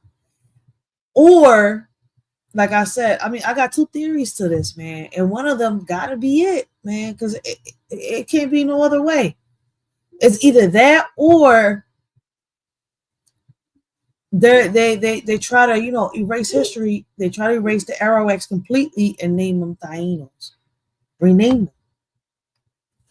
Listen, man, we're gonna learn, man. Like I said, this is only part one of diving deep down into a shorty's roots and settling down along the way.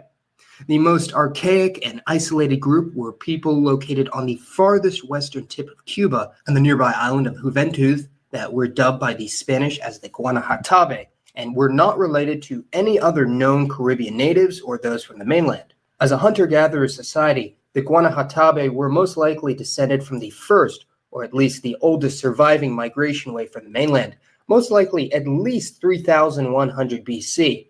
That's older than most of the pyramids of Egypt at over 5,000 years old, although Amerindians have inhabited South America for at least 10,000 years. See my the next point? wave of migrants to enter the Caribbean were the Taino, perhaps the most widely distributed and most numerous people group in the region, and were distantly related to a larger ethnic macro group known as the Arawakan peoples on the mainland of South America, with the Tainos spreading out to the Bahamas, Puerto Rico, Jamaica, Hispaniola, and most of the remainder of Cuba, divided between a few main groupings which may or may not have been mutually intelligible. The other major group of the Caribbean was the Caribs, a smaller Arawakan ethnic group located in the Lesser Antilles. And before you ask, okay, so there's another subdivision to the Arawaks. So now we got the Caribs. So the descendants of the Arawaks are not just Tainos, they're also Caribs. Caribs. I hope I'm saying the name right. And this is why I love listening, you know, to the stories and stuff like that. Because it shows you, you know, it tells you more. And I love listening to the people that are a part of history. Like, listen, man, let me tell y'all, when I was a health aide, right, one of my patients was showing me pictures and telling me the story of her being a part of the Martin Luther King March. And she was there when the whole Malcolm X situation happened and everything.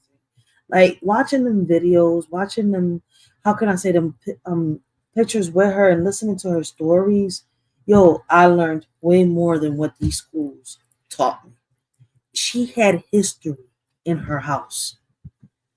So this is why I love hearing, you know, the people that have the actual history in their hands. I don't go by he say, she say, none of that, man.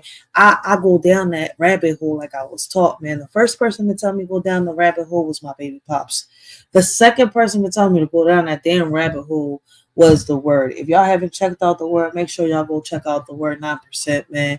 Great conversations, great topics. And he will break down a lot of this stuff for y'all. I don't know if he knows about the Taino, you know, history, but I do know that he will break down astrology, you know, the gods, and a lot of stuff that happens and has went down in history for a lot of people, like if you was in kindergarten. But let's get back on topic, because that's another topic for another live. Yo, the Taino history is crazy. So it seems that they're from the Arawaks. There's two subdivisions, right? The Tainos and the let's go back. I can't even say the name. I didn't even know that. I thought it was just Tainos that came from the Arawaks. Smaller Arawakan ethnic group located in the Lesser Antilles. And before you ask, it was actually the Caribbean that was named after the Carib people. The Caribs, a smaller Arawakan. Okay, so the Tainos and the Caribs come from the Arawaks. I really thought that it was only the Tainos. This is why I would love to hear from people that are actually in the island, right? People that, you know, heard stories from their grandparents, from their parents, from their great-grandparents, and much more. Because I would love to, you know, I know that those stories would, you know, be more on point than what I would hear from a teacher or somebody that's been reading a book. Like, who better than to tell the story than the people that are actually there, that know their ancestors, that got the scriptures, the writings on the walls, and much more. Hey, maybe I'm wrong. Maybe I'm wrong. An ethnic group located in the Lesser Antilles. And before you ask, it was actually the Caribbean that was named after the Carib people, rather than the people being named after the region. The situation gets a bit more complicated for Trinidad and Tobago, which actually have multiple indigenous peoples, including the aforementioned island Caribs, as well as the Locono and Warao, while Aruba, Bonaire, and Curacao were originally inhabited by Arawak and Caquito people, though due to their isolation from the rest of the Caribbean islands, their culture was more similar to that on the mainland than in the Greater Antilles. Areas that are also often associated with the Caribbean, such as Bermuda in the Atlantic Ocean, and the Cayman Islands in between Mexico and Jamaica, actually had no indigenous population by the time the first Europeans arrived. But that doesn't mean their modern populations don't have any Amerindian blood, as migrants brought from other Caribbean. And it's crazy, right? Because I've learned that, in these places, like, they don't store their history the way that in America does.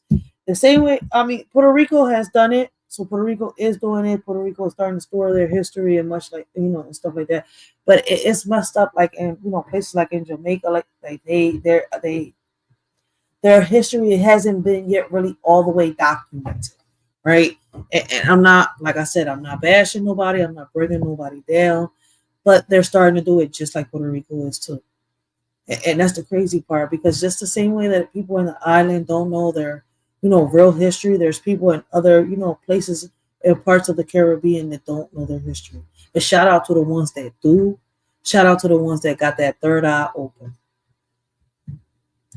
Caribbean islands may have had partial native ancestry. So this leads us to what exactly happened to the million or so natives of the Caribbean, which, as you could guess, is quite the tragic history. As being the first area of the Americas that the Spaniards came across, it was also the first to be conquered and integrated into the Spanish Empire, with diseases such as measles, smallpox, and the flu being the greatest weapons of the Spanish, and the greater technological advancement of the Spanish put down any large-scale rebellions by the... Yo, that shit makes you, think, man. Earth, right? Our Earth, right? It gives you everything that you need so that you could, be healthy or better yourself, right? But it's crazy how until the Spaniards invaded these places, nobody knew about viruses. Nobody even knew about getting sick. And it gets you to think, like, why? How? What made these places so different? Why didn't the Europeans know about, if they were so heavy on being clean and shit like that, or was it that the indigenous people taught them how to be clean? Especially the Moors, because you know how it's crazy, right? Even in America, right? When you learn the history about a lot of the black people, right? You learn about the Moors, right? Was it the Moors that taught the, Europeans and, the Americans and all that? Listen, it's hard to break it down and explain, but I'm just, how it comes out, right? How to be clean? Because they made all indigenous people seem like dirty people. But when you look at it, right, I think they were the most cleanest because they even used the plants, right? There's a plant that develops soap that you can wash your soap with.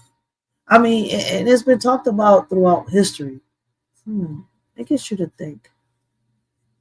The brainwash and the manipulation, allegedly. Taino. After this, many of the remaining natives were enslaved or fled to the interiors of the larger islands, although there was considerable intermixing between them, as many Spaniards who arrived on Hispaniola or Cuba often took Taino wives, with their mestizo offspring often becoming conquistadors themselves and aiding in the conquest of the rest of the New World.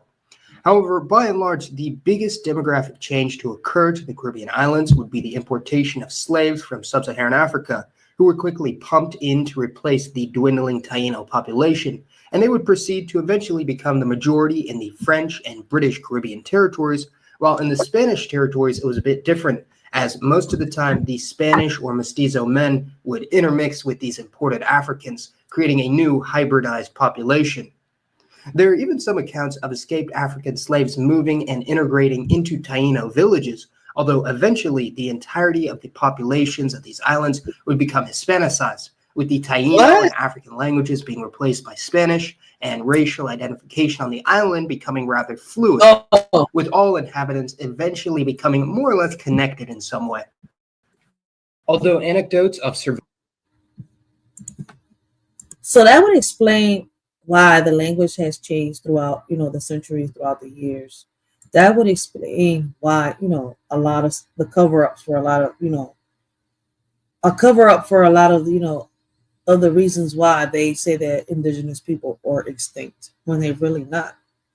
And it's crazy, right? Because growing up, they made you think that indigenous people were these people, these white people with paint on their faces, their old horses that always scream. And that's not even true. Huh. It's crazy, right?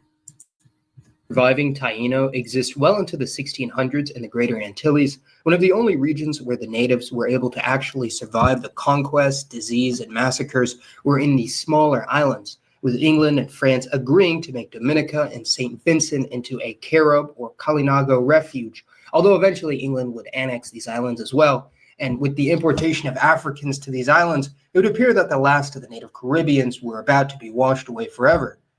However, a group of escaped African slaves from St. Vincent would actually end up intermixing with some of the native Caribs, creating a hybrid Afro-Amerindian or Zambo people that were highly opposed to the British rule, and ended up being deported to Central America, where their descendants are known as the Garifuna, or Guaranagua today, still speaking their own distinct Arawakan dialect rather than English or Spanish, being located mostly in Honduras and Belize. In Dominica, however, the Kalinago actually did survive in the northeast corner of the island, making them the last of Hispaniola and most of the remainder of Cuba. So was he trying to say that in Honduras they got Tainos too? See, that's something new that I learned today. That's why I like watching these videos. And trust me, I'm going back down the rabbit hole, because I've learned of certain countries that I didn't know they had Tainos in them. But my two questions still don't go away. But divided between a few main groupings, which may or may not have been mutually intelligible. The other major group of the Caribbean was the Caribs, a smaller Arawakan ethnic group located in the Lesser Antilles. And before you ask, it was actually the Caribbean that was named after the Carib people, rather than the people being named after the region. The situation gets a bit more complicated for Trinidad and Tobago, which actually have multiple indigenous peoples, including the aforementioned island Caribs, as well as the Locono and Warao, while Aruba, Bonaire, and Curacao were originally inhabited by Arawakan Caquito people, though due to their isolation from the rest of the Caribbean islands, their culture was more similar to that on the mainland than in the greater. Is he trying to say that the Arawaks were still around when the subdivisions of the Arawaks were starting to come out, like the, Caribbeans, and I can't even say the name right, so don't judge the shorty, and the Tainos? So these two groups came from the Arawaks.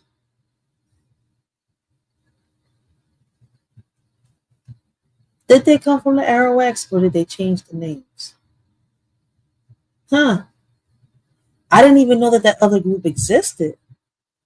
So now, wow.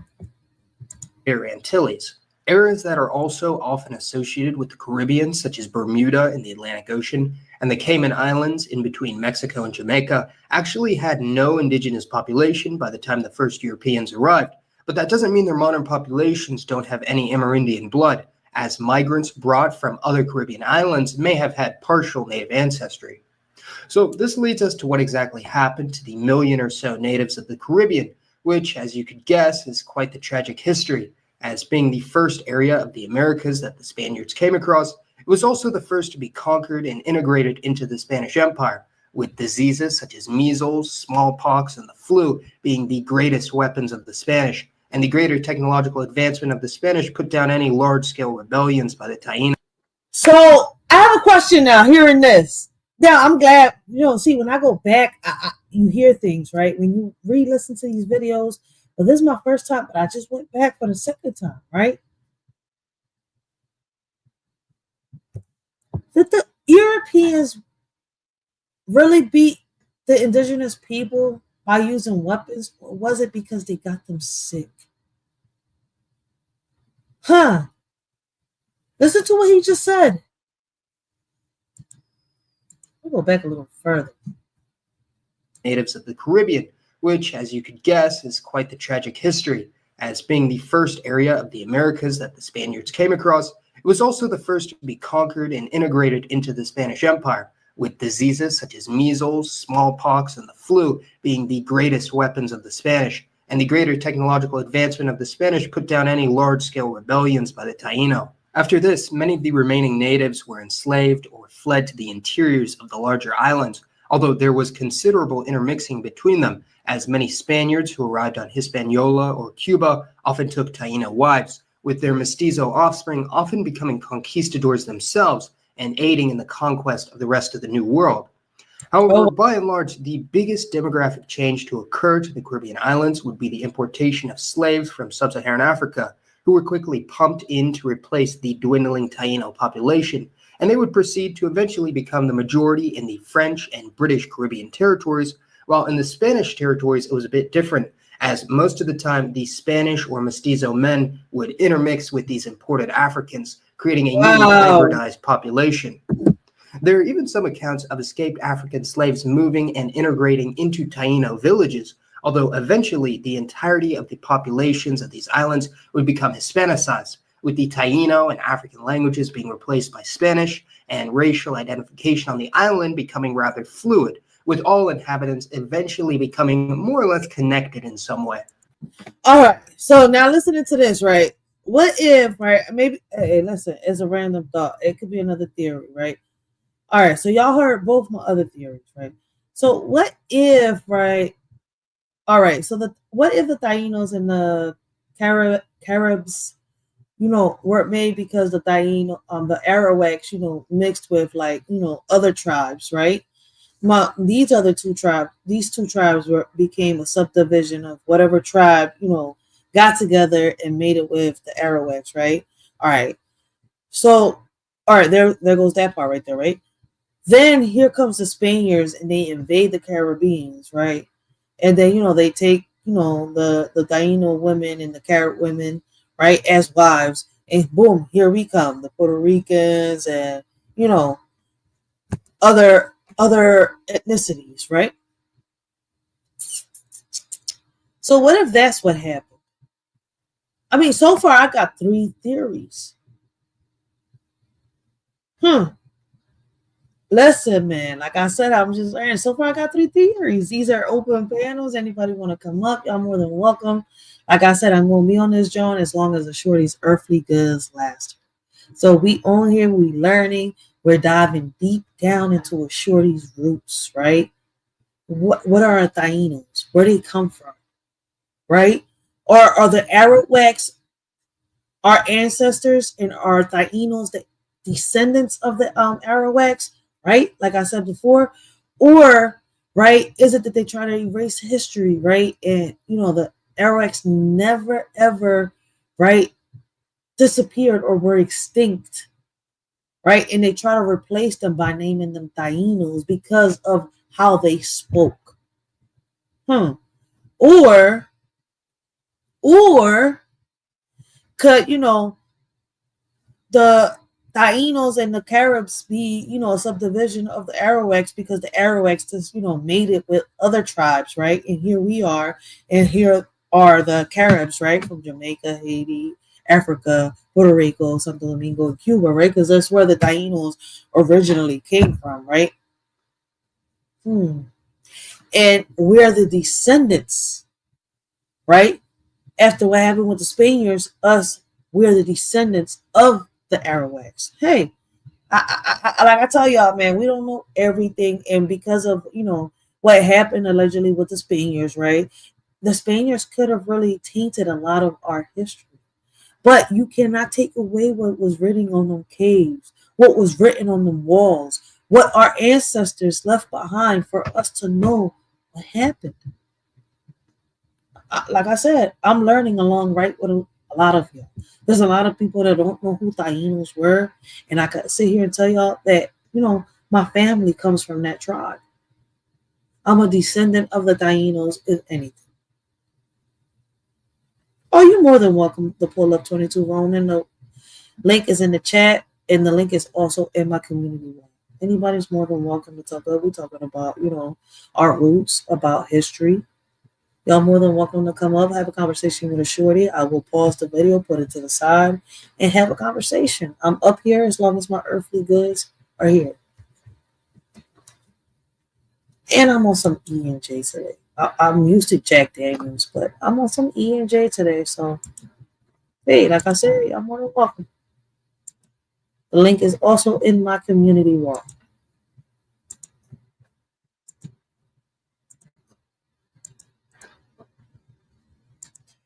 Oh, and by the way, let me give a shout out to my old head. He could be shout out and crazy sometimes. Let's give a big shout out to, 22 Rolling. If y'all into the bullshit and y'all into the ish and he got some positive topics. But if y'all into the ish, y'all can go check out 22 Rolling, right? He calls himself a troll. I call him a G. I call him my old head because he be speaking. Listen, I don't care how much trolling he does. He be spitting some gems. So make sure y'all go check out 22 Rolling. I don't know if he's a mod, but if he's not, he's about to be. Make sure y'all go check out my old head, man.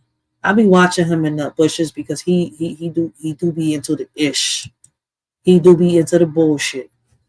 So I be in the bushes when I watch him. So, but make sure y'all check out my old head, man, especially if y'all into the bullshit, man. But I do listen to him because he be spitting out some gems.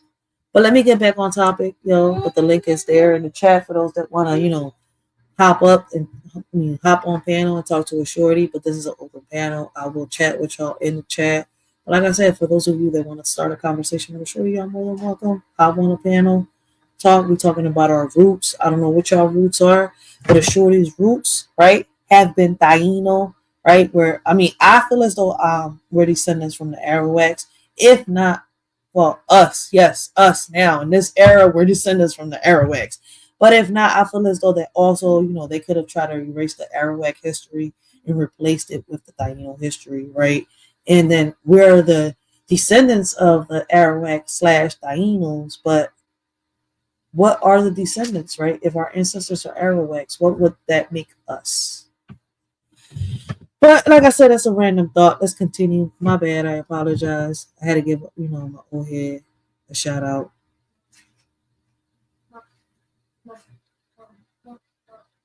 Old slave trick introduced by Fat Joe. Really? That's one of his songs? Wait a minute, 22 Rolling threw me off track. Let me get back on track. Hold on. Although anecdotes of surviving Taino exist well into the 1600s in the Greater Antilles, one of the only regions where the natives were able to actually survive the conquest, disease, and massacres were in these smaller islands, with England and France agreeing to make Dominica and St. Vincent into a Carib or Kalinago refuge, although eventually England would annex these islands as well. And with the importation of Africans to these islands, it would appear that the last of the native Caribbeans were about to be washed away forever. However, a group of escaped African slaves from St. Vincent would actually end up intermixing with some of the native Caribs, creating a hybrid Afro-Amerindian or Zambo people that were highly opposed to the British rule, and ended up being deported to Central America, where their descendants are known as the Garifuna or Guaranagua today, still speaking their own distinct Arawakan dialect rather than English or Spanish, being located mostly in Honduras and Belize. In Dominica, however, oh, snap. So in Honduras and Bolivia, they actually speak the Arabic language? Oh, snap. I definitely want to learn my native language, for real. But you know what's crazy? Watching these videos, right? I don't know how many of y'all have been watching me from the beginning, but I can honestly sit here and say that I didn't know that as a Puerto, as someone that was born in the island, right? In the Caribbean, in the islands, right?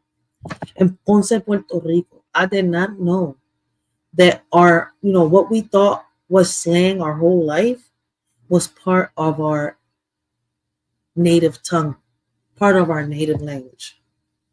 That today has been a shocker to me. I'm going to be very honest and say that. The Kalinago actually did survive in the northeast corner of the island, making them the last remnants of the pre-contact indigenous Caribs, although in recent years there's been substantial intermixing with their neighbors in Dominica, leaving only a few hundred full-blooded members remaining, as most in the Kalinago community have African or European ancestry as well, but they're still quite the vibrant community, making up around 3% of the island and growing, actually.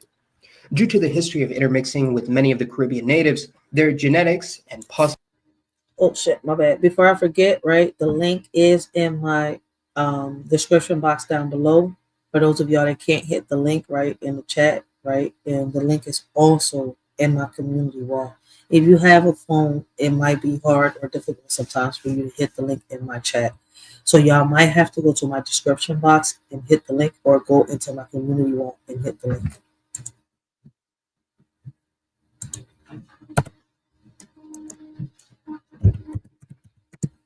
So let's continue. My bad, my bad.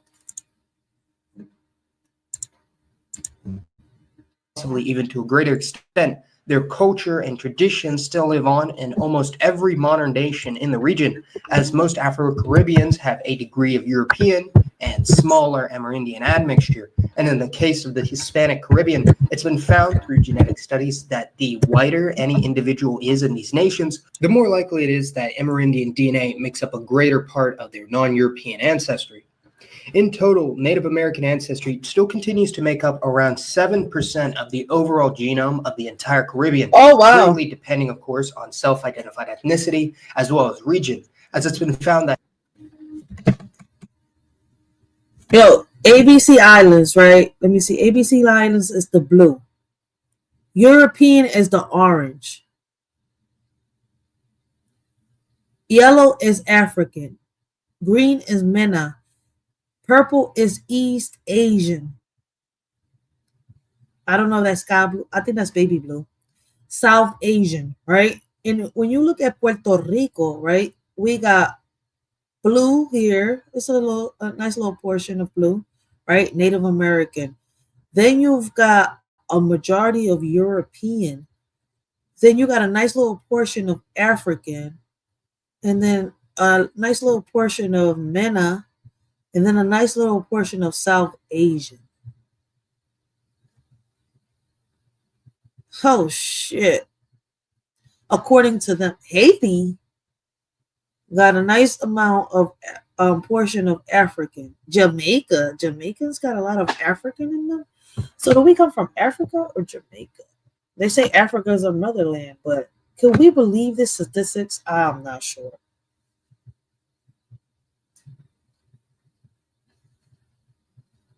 22 Roni. The link, if you try refreshing the page, right, if you hit the link on my description box, you should be able to hit my live. If you hit it from my community wall, you should be able to hit the live too. Let me see. I'm gonna share it on my community wall one more time. So if y'all go to my community wall, y'all should be able to hit my link. Hold on one second.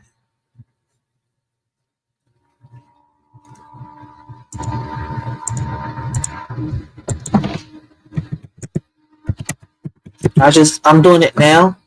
So hold on, give me 1 second.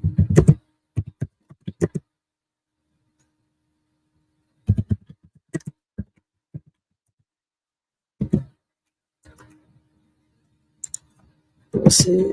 All right, I just shared it.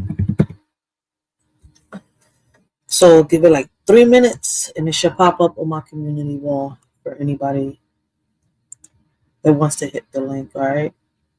So I do apologize for that. But yeah, if you go to my community wall, it should be easier for anybody to hit that link right there. So it is on my community wall. No, you cannot hit it from, if you're on a phone and you're trying to hit the link from my chat, it's not going to work unless you're on a laptop or a computer. Now, if you go to my description, right, or you go into my community wall, right, if you go to my channel, right, let me show y'all real quick. So I'm going to stop this real quick and let me present my live. All right, this is my live right here. All right, so I think I'm on my live, right? All right, yeah. So if you go down here to my description box, right, it says link to today's live. You hit it, you should be able to go right into StreamYard.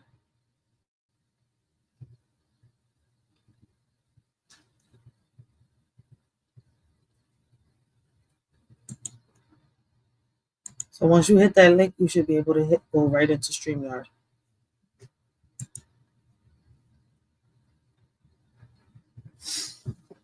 So if you have a phone, that's the way you have to do it. You have to go into my community because I'm actually doing the portrait. I'm on a portrait live right now. So basically, I'm going to be on my StreamYard, right? And I'm also going to be on the YouTube live. But everybody's more than welcome. Y'all more than welcome to chat in the chat down below, right? Just keep it respectful, right? But if you disrespectful, I will bang. Right? Y'all more than welcome. Listen, man, a shorty doesn't mind the jokes, the roasting, none of that, right? As long as everybody's respectful. But like I said, let's continue. Let's go down. You know, like I said, let's go down. Let's dive down to shorty's roots. I'm learning more and more. And I see why a lot of people have questions. Listen, I'm not the only one with questions. I see why a lot of people have questions. But I'm hoping that that helped a lot of people that doesn't know how to hit the link from a phone, right? If y'all hit the description, if y'all go to my description box down below, y'all will also be able to hit the live. But I appreciate everybody that's showing a shorty support, that is helping a shorty bring awareness and much more. But it's crazy, man. I would have thought that we had more Jamaican in us than African, but it seems that we have a lot of African in us. Like if you can see the yellow lines, right, mark Africa, Caribbean total. What is Lesser Antilles? Huh.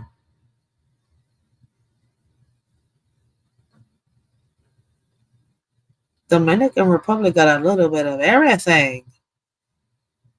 Puerto Rico got a lot of European in it. Jamaica got a lot of African in it. Damn, that's crazy. Haiti got a lot of African in them. No Asian. Anybody that's from Haiti doesn't have no Asian in them. I mean, no Asian in them. My bad. But in Puerto Rico, we got some. Do we got some Asian in us? Oh, Puerto Ricans don't have no Asian. Apparently, according to whatever analytics or statistics they got this from. But let's continue. Let's continue. My bad. My bad. I don't want to get thrown off track. Mixed race Puerto Ricans have around 20 to 25% Taino ancestry, while groups like the Haitians have almost none, existing only in trace amounts, suggesting a total population replacement. This may not sound like a whole lot, but out of the total population of the Caribbean being 45 million people today, this is equivalent to around 3.2 million full-blooded Caribbean Native Americans. With the highest geographic concentration in these nations, the more likely it is that. I'm sorry, I had to go back so I could, understand a little better because I interrupted him with my own commentary. But I have to give this commentary because if not, YouTube will not let this video play. But let's continue. Amerindian DNA makes up a greater part of their non-European ancestry. In total, Native American ancestry still continues to make up around 7% of the overall genome of the entire Caribbean, greatly depending, of course, on self-identified ethnicity as well as region, as it's been found that mixed-race Puerto Ricans have around 20 to 25% Taino ancestry, while groups like the Haitians have almost none, existing only in trace amounts, suggesting a total population replacement. This may not sound like a whole lot, but out of the... He's saying a whole population replacement. So do I believe the analytics or do I believe the people in Haiti that got the real stories? I feel as though right? I'm going towards the people in Haiti who got the real stories, who got the, who got proof of the writings on the wall and whatever was left behind from our ancestors. I'm not going to sit here and believe the people that sat here and tried to massacre my ancestors. Now, I'm not believing that story. There's no way in hell.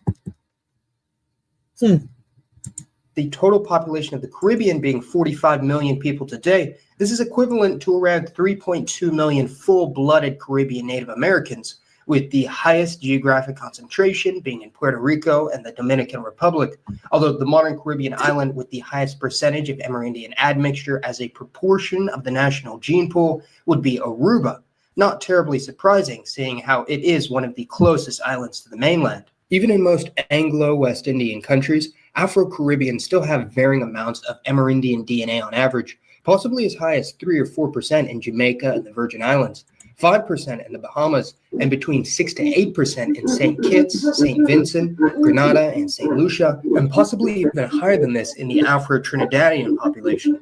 Compare this to Black Americans in the United States, who on average have only 1% Native American blood, or the average white American who has even less than that. And it would appear that the United States, and I suppose Haiti as well, are some of the sole anomalies of the Americas, that being some of the only places in the hemisphere where Native American ancestry is not as widespread, as even in most parts of the Caribbean, their Native American genetics and heritage still lives on in the present day. In Puerto Rico, there has been a bit of a Taino cultural revival, with many embracing their indigenous roots, and in the 2010 U.S. Census, around 10,000 Puerto Ricans identified as Native American, being an interesting example of an ethnic group being revived literally from extinction, although many members of this neo-Taino community.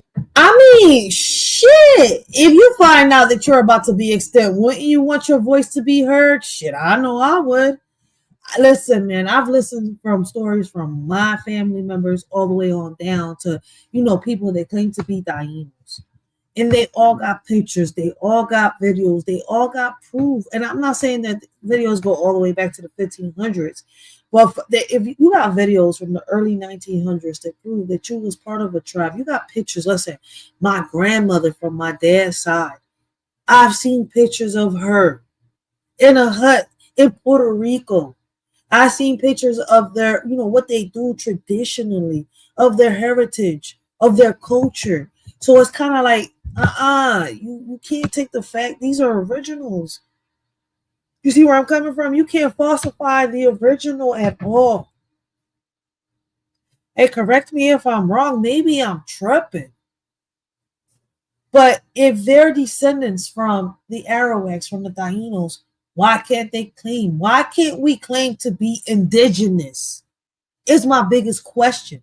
If there's proof out there that our ancestors are indigenous, why in the world the ones that want to keep their history going and their heritage going cannot claim to be an indigenous person? What's crazy and what I think is fucked up, right? Puerto Rico is an island, right? That is part of the United States. And if there's people in there, there's tribes in there that claim to be, indigenous, that say, yo, listen, I'm Black. My ancestors are Haitian, African, and Jamaican. And I want to be considered as indigenous. They should have the rights to be considered as indigenous. What's crazy is, right, Jamaica doesn't have that right because Jamaica is considered, as they're not part of the United States. It's crazy as we come from these places, especially from allegedly Africa. Let us surely know what y'all think down below. Community have argued that there is simply a continuation of the former Taino people and culture, although it's unknown if these self-identified Taino have any more Native American DNA on average, or whether they just have the right amount of European and African DNA to look vaguely native. But either way, their embracing of their Amerindian heritage is part of a wider movement in Latin America to identify with the whole of their ancestry, uniting the region in their uniquely shared history, with the Taino, Caribs, and other Arawakan people native to the Caribbean being one of the most important chapters in that history. So please let me know your thoughts on the natives of the Caribbean, and for today's poll, let me know which region of the Caribbean you'd like to learn more about. I would love to learn all of them. Because as far as I know, and there's proof behind what I'm saying, I'm going to have to go to fucking Puerto Rico, right? And not even, who can I talk to here in Philly? Because I know, but I just want to, because listen, this is the problem, right? This is the problem that I have. This is the issue that I have, right? Not a lot of people like being in camera. Not a lot of people like, talking about certain things. So I would have to figure out how I can go about this. Who in the family is willing to go on camera and speak about a lot of stuff? See, not everybody is about clicks and views or none of that. See, and I'm not here for clicks and views. I'm here to bring awareness because a lot of people don't know about the Taino heritage, right? And I just started learning about this maybe 7 years ago, right? I'm 35 years old, right? And the first time that I really started getting interested in my heritage and my ethnicity and where I come from and who I am is when my kids started asking questions. When I was pregnant of my daughter. That's crazy. That's when I really started getting interested in my heritage, in my ethnicity, who I am, and where I come from. I don't know if other people can relate, but I know that that's when I really started going deep into my roots. But it's crazy how a lot of people that are from these islands don't even know what Arawaks or a Taino is, but there's supposed to be proof out there that they existed.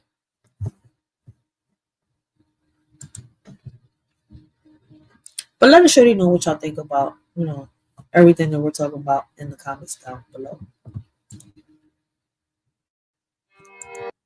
All right, so we're going to hit into another story. Into another video, right? This video is called Jamaica's History, told by a living Taino. So this is a living Taino that went into, that went and told his story, right? And let me read the comments real quick. I have a West African heritage, Ghana. I recently discovered I descend from the Jamaican Maroons who went back to Sierra Leone a shy century ago. They were mixed with Tainos. Oh, so if they were mixed with Tainos, what does that make them? I never thought I would carry such a hairy heritage. I am proud of this info and proud of being the daughter of such a powerful and courageous people I love. But see, here's my thing. Going deep down into my roots, I'm not mixed, with Taino. I am a Taino de pura cepa. I'm a pure Taino. My roots say that I actually come from the Tainos themselves. And y'all already know what my 3 questions are, what my 3 theories are, right? And for those of y'all that missed it, I suggest y'all rewind back to this live. Some of these comments are disrespectful. Who are any of you to say who is who? I am Jamaican. I am Taino. Don't be like the colonizers that took many identities away. Do not erase us. We still exist. Taino, Taka. Ooh, and that's a Jamaican saying that. Whoa.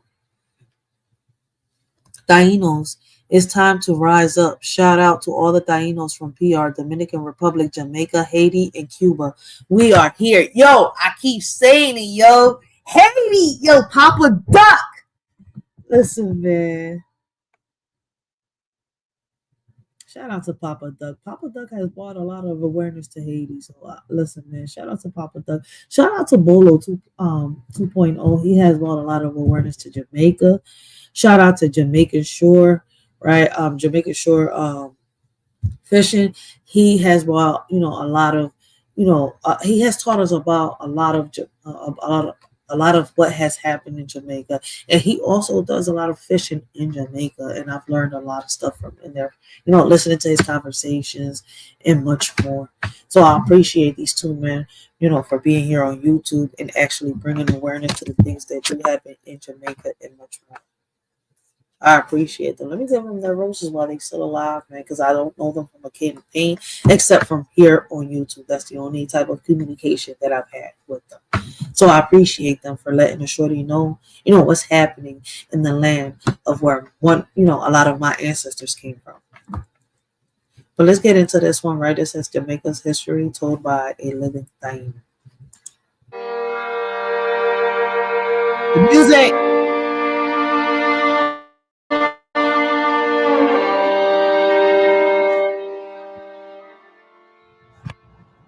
Blessings and welcome forward to Reasonings right here at the Trail Life. I don't know if you can tell, but I'm really beaming inside. Why am I beaming inside?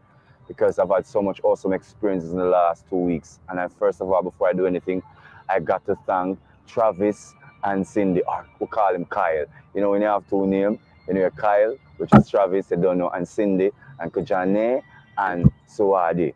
Respect and honor for your family's care, love, and protection for myself and T Nitro. Oh my God, the IRFM Marcus Garvey celebration is going forward, you know, reconnecting the spiritual, the ancestor, bring me back to my own testimony of how I got brought over into the spirit. So guess what? We're going to talk about that later on, but now we're going to talk about something that really includes all of this, and that is Jamaica. So Yo, man, shout out to my, where my ancestors came from: Jamaica, Haiti, right? Africa, Dominican Republic, Puerto Rico. Listen, man, I am proud to be a Taino. I'm learning more. I want to learn more.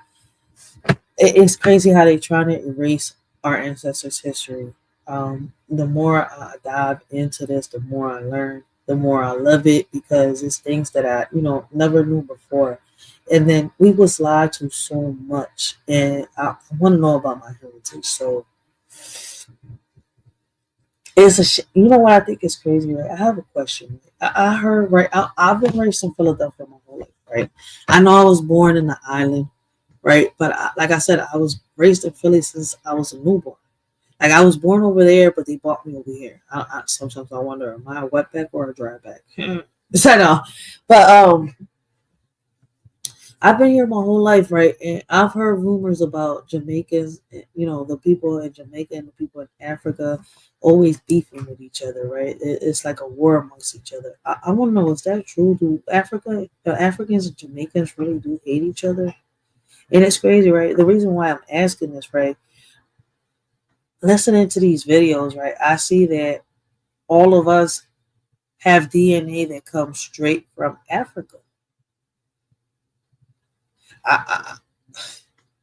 We know that, in America, this is considered a Babylonian. We know that the maps, we've been taught to read the maps the wrong way, right? We've been shown that maps upside down compared to how we've been supposed to show their maps. If you really look at it, if we read the maps the correct way, right, the countries wouldn't be in the places that we think that they are. But hey, that's a topic for another live. Let's continue. Let's hear what he got to say about the Tainos. Bear with me one moment, beautiful, lovely people, as I read a word to you and go forward into this. Before God and all mankind, I pledge the love and loyalty of my heart, the wisdom and courage of my mind, the strength and vigor of my body, in the service of my fellow citizens. I promise to stand up for justice, brotherhood, and peace, to work diligently and honestly, so that Jamaica may, under God, increase in beauty, fellowship, and prosperity, and play her part in advancing the welfare of the whole human race. Jamaica, a most unique place amongst the lands of terra firma. Brilliant nation under the firmament. This gift of God has been given to us. Out of many, one people is our motto, but out of one is many people. Jamaican soul, a most ancient and antiquitous soul. There are many stories told about the great iconic nature of Jamaicans, from the exploits of Arthur Wint, George Roden, to Merlin Ottey, to Usain Bolt, to Shelley and Fraser Price, to so much of brilliant-minded authors and scholars like C.S.L. James, to the great Marcus Mosiah Garvey. Leonard P. Howell, Alexander Bedwood. We have been a bedrock of spiritual inculcation and spiritual renewal. Some say Jamaica is the land of the Arawaks. I have a feeling we're about to hit the, like a spiritual realm at the same time. We're not just going to learn the history about the Tainos in Jamaica. We're going to learn the spiritual history too. The Arawaks. Misrepresented, mistold, then we are told Arawak is a language, and we are told Tainos are the people. Who are these Tainos, we ask ourselves? Are they some Amerindians that came down from the Americas? Is it the case? But we know we are children of the Amaru. Some say we are Olmec when we are in Mexico. The Aztecs, the Mayas, the Incas, they are all us. We used to raft, circumnavigate the Americas. We are the progenitors of the human family. Some say it is Ethiopia that has brought the first man and woman into the earth. But I say, we say, my ancient family says, Jamaica. We are center of portal. We are zero in the game. We are beginning of emergence and manifestation. Out of one is many. My ancestors, great Tainos they be, they said to me, they said to we saw Atlanteans come in glows and glory. We saw, we remember. What up, now? Yeah, I don't know if I said that now. But shit, what up, now? Yo, we got Commander in the building, man. Bless Commander, man. I'm glad you're here, yo, man. You popped up my savior for tonight, man. I need you to drop the links. I need you to drop the link to the word on some real shit. Drop my homie, my mentor's link, yo. That's my mentor, yo. We on some Wu-Tang type shit right now. Drop my mentor's link down below, please. Somebody needs to drop the words link down below. Drop 22 Romans link down below. Can you do me? You know that favor. Please, please, please. I appreciate you. She like, man, she just popped up in the chat. She's like, damn, man, well, I look like a slave to you. You putting me to work right now? Shit.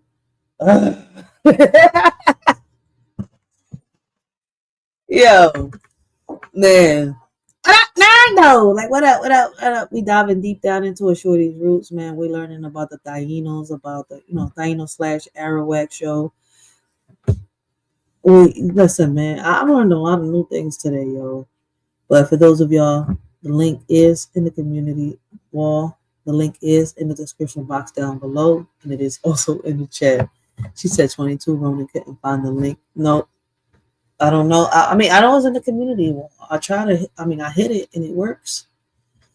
So, but let's continue, right? Let's get back on topic. My bad. Shorty always does stuff. Don't judge a shorty for always having random thoughts and topics. My bad. I do gotta give my commentary though. So let's continue, man. It's crazy about our history.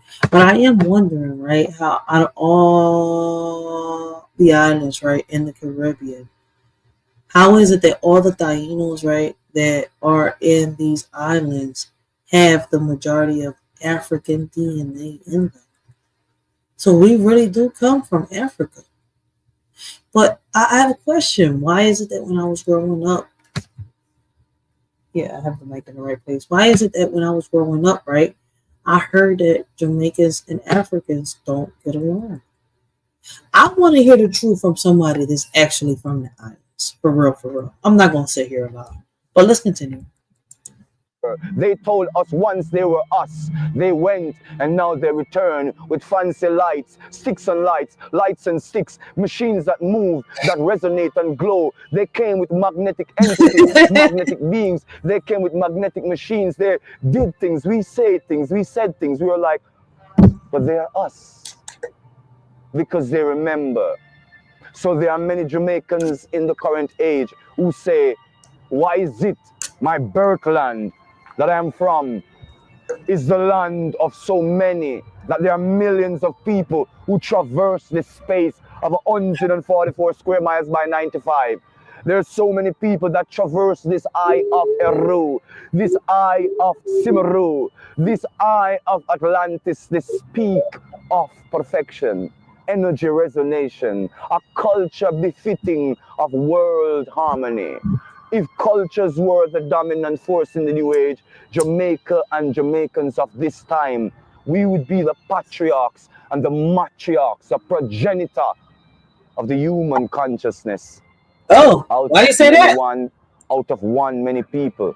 So we welcome returning Jamaicans in your many colors, your many shades. For the soul just changes clothes, just changes clothing, just changes the outer appearance. And here we are again in a reappearance. And all the multiple colors and shades, languages, and appearances that return home. They come, they stay, they are replanted in the soil, but some are birthed here, but yet they are from distant lands. They're like foreign onto what is Jamaican consciousness. They are foreign onto what is this 3, 4, 5th dimensionality manifesting in our vibrational nature. Many say we are Jamaican. I'm an Irie. I'm no simple. Shit, I know I represented Jamaica for the longest since I found out I was a Taino. Listen, man, Rasta baby. I gotta have my earthly goods and everything. Shit, I love me some Bob Marley. But shit, I didn't know we had much more African DNA in us than the Jamaican DNA. Shit, I would have thought, shit, as a Puerto Rican, I love Jamaican music. I could relate more to the Jamaican culture than the African culture. And I'm not starting no beef or instigating. I'm just saying, like, it gets me to think. I'm sorry, that was another random thought. Let's continue. Simple Simon, neither I'm on the pie man. I know the by man nor Simon. I a real man. Right? His accent. Love the woman. You see, It's the his life accent. of Jamaicans I get it. His accent is riddled with antiquitous postmodern mysteries. Our genetics will reveal all forms of human lives have come out of our DNA. Look at us. Damn, he said all forms of human life will come out of our DNA. Oh, snap. What else comes out of our DNA? We come, are we... Rachel, YouTube's not ready for what you're about to say. Let's go. Listen to us. Feel us. You are us. And the us that you are is we. And that we are is I am. I and I. In this land. That's how I know Bolo really be in Jamaica. You hear the motorcycles in the back. When Bolo be live, yo, can y'all please leave the link to Bolo down below? I'm glad Commander came. See, Commander's a warrior that came to save a warrior in distress.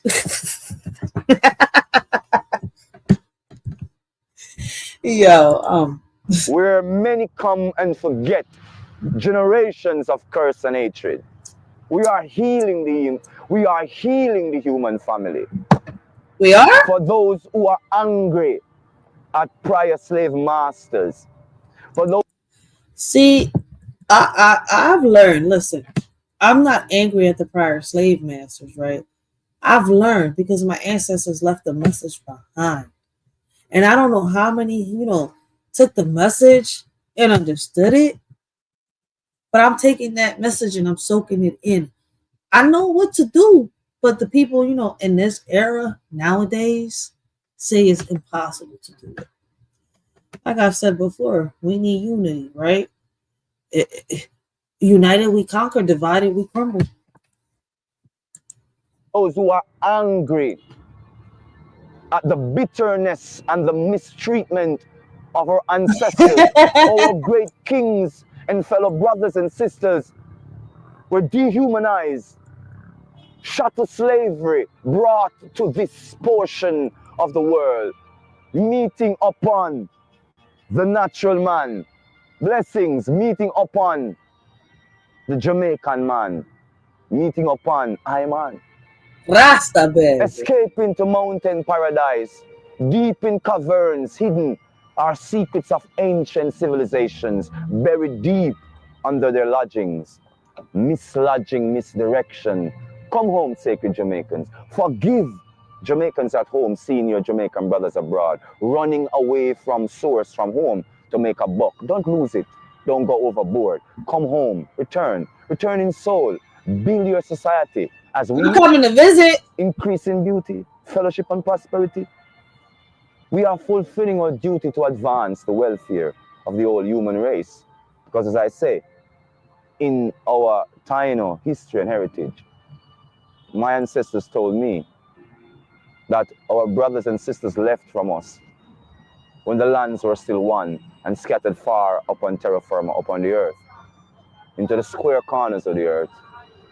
And then, after certain eons, they returned.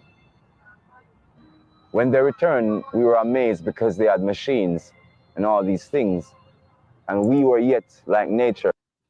He just called us some cyborgs. He's saying that we're returning to Jamaica as a cyborg. Hold on. Hold that thought. All right, hold that thought for me real quick. What the hell did I just say? It's early in the morning, yo. Hold that thought real quick. Mother Nature's calling me. I'll be right back. Hold that thought. Hold up. Wait. What? Hold up. We lived in hammocks. Wait, no. Pause that. Hold up. Wait a minute. We'll be right back. Mother Nature.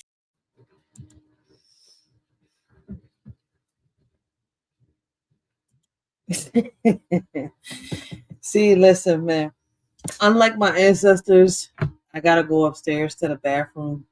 And my friends out there say I'm not a man, but shit, man.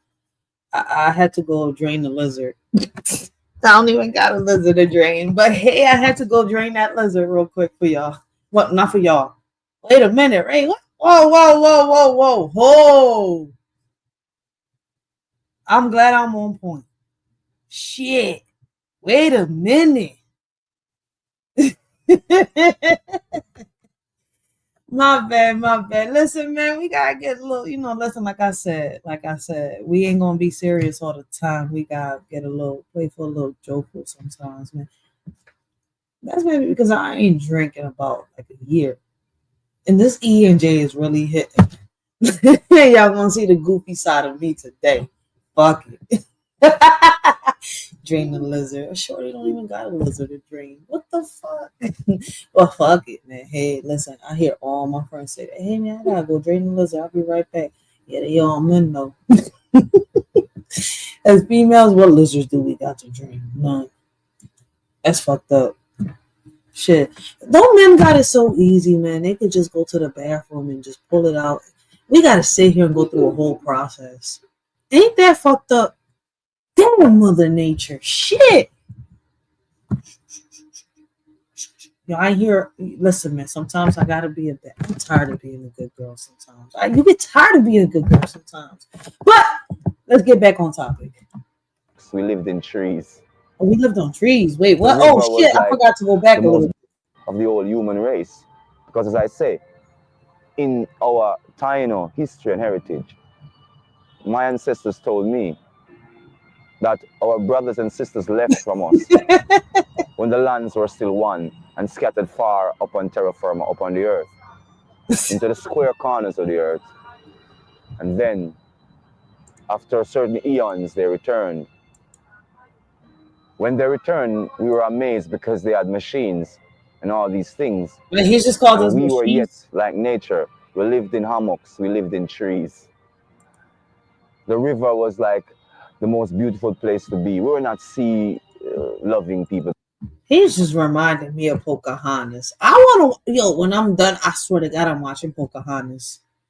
I don't know what it is. He just reminded me of Pocahontas. I'm a Disney baby. Let's say y'all going to always hear me mention a Disney movie.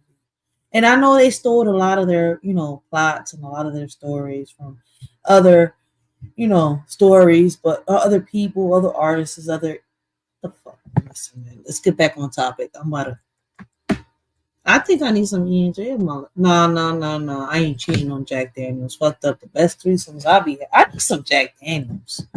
I would have been better at talking with Jack Daniels. So that much. We were more loving of the river.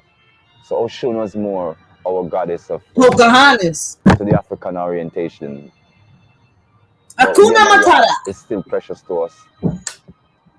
But land of wood and water, Jamaica, ex-Mica, Taino words. Taino is black. I've heard about them saying that they used to call Jamaica ex-Mica.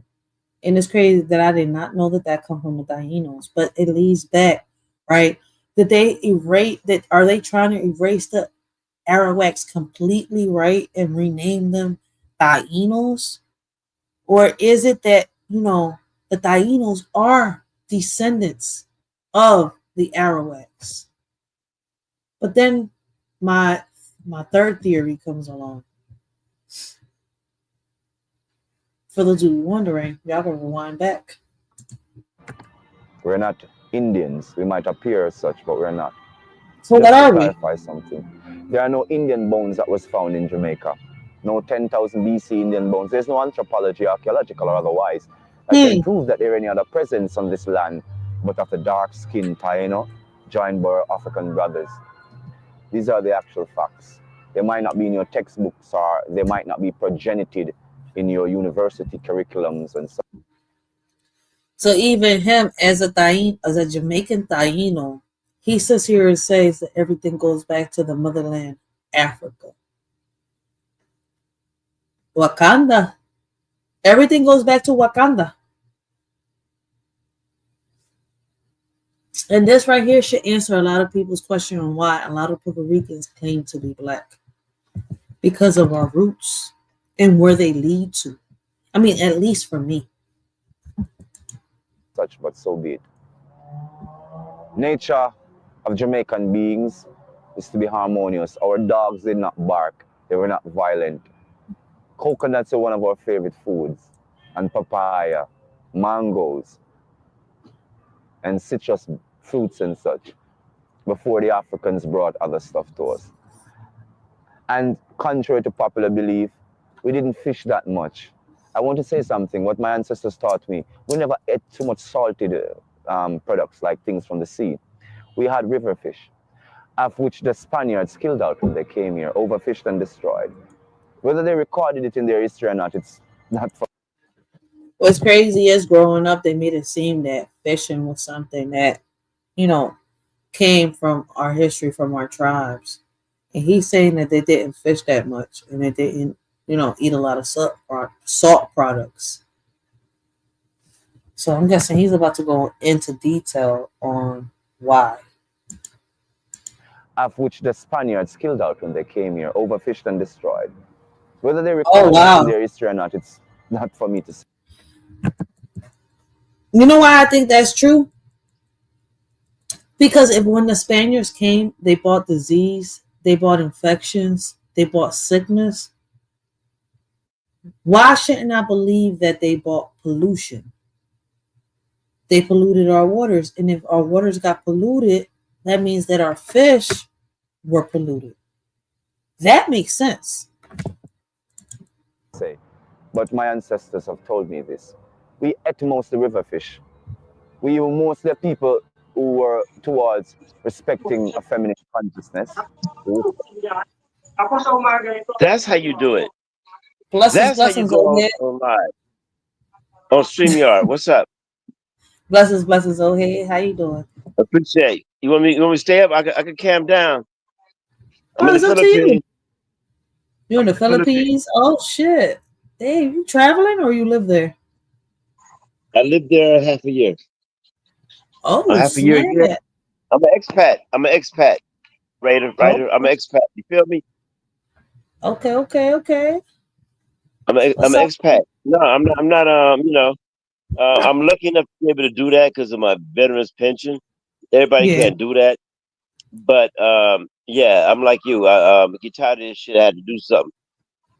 Facts. I was talking that shit like, well, if you don't like it, get the fuck out. Well then. let me show you some appreciation though. That you a veteran, yo. Let's give him some recognition. Hey, when I got out, hey, the average civilian can say that, but what the government saying? Man, I thank you for thanking me, but what does the average civilian say about that shit? Average government officials say about that shit. Thank you. Appreciate. I don't Thank see you. them giving. Hey, this is my friend Ryder. Hold on. What's your real name, Ryder? It's my friend. My real name? Irene. Yeah. She's a good person. Very good person. Hey, blessings, Irene. How you doing?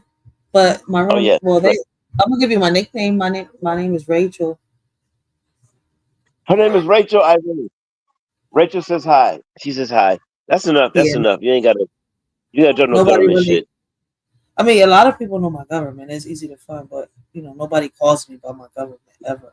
They always call me Rachel. Yeah, you good people. I forgot your name was Rachel. Momentarily, I don't know what was. That was a brain fart. But I mean, most people they talk that shit, right? And then, I know I'm okay. Thank you, Levy. But people say, "Well, get out the United States." They said, well, if you don't like the United States, get the fuck out. I'm like, okay. I'm not that nigga that I gotta put up with that shit. Cause they know niggas ain't got a way out. Facts. But people don't even realize that there's two parts to the United States, right? There's the corporate part, and then there's the other part to the United States. I forget what it's called, but people keep forgetting that part. Yeah, it's country, city, but there's 50,000 veterans in the Philippines. Not to mention other countries.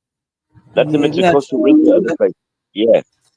Y'all been through a lot, and I see how a lot of veterans right now are losing their homes here in Philadelphia. I'm from Philadelphia, and I see how a lot of them are losing their homes here in Philly due to a lot of the stuff that's happening, and I think it's messed up and it's fucked up because a lot of them Most veterans are fucked over. They only get paid $1,000 a week.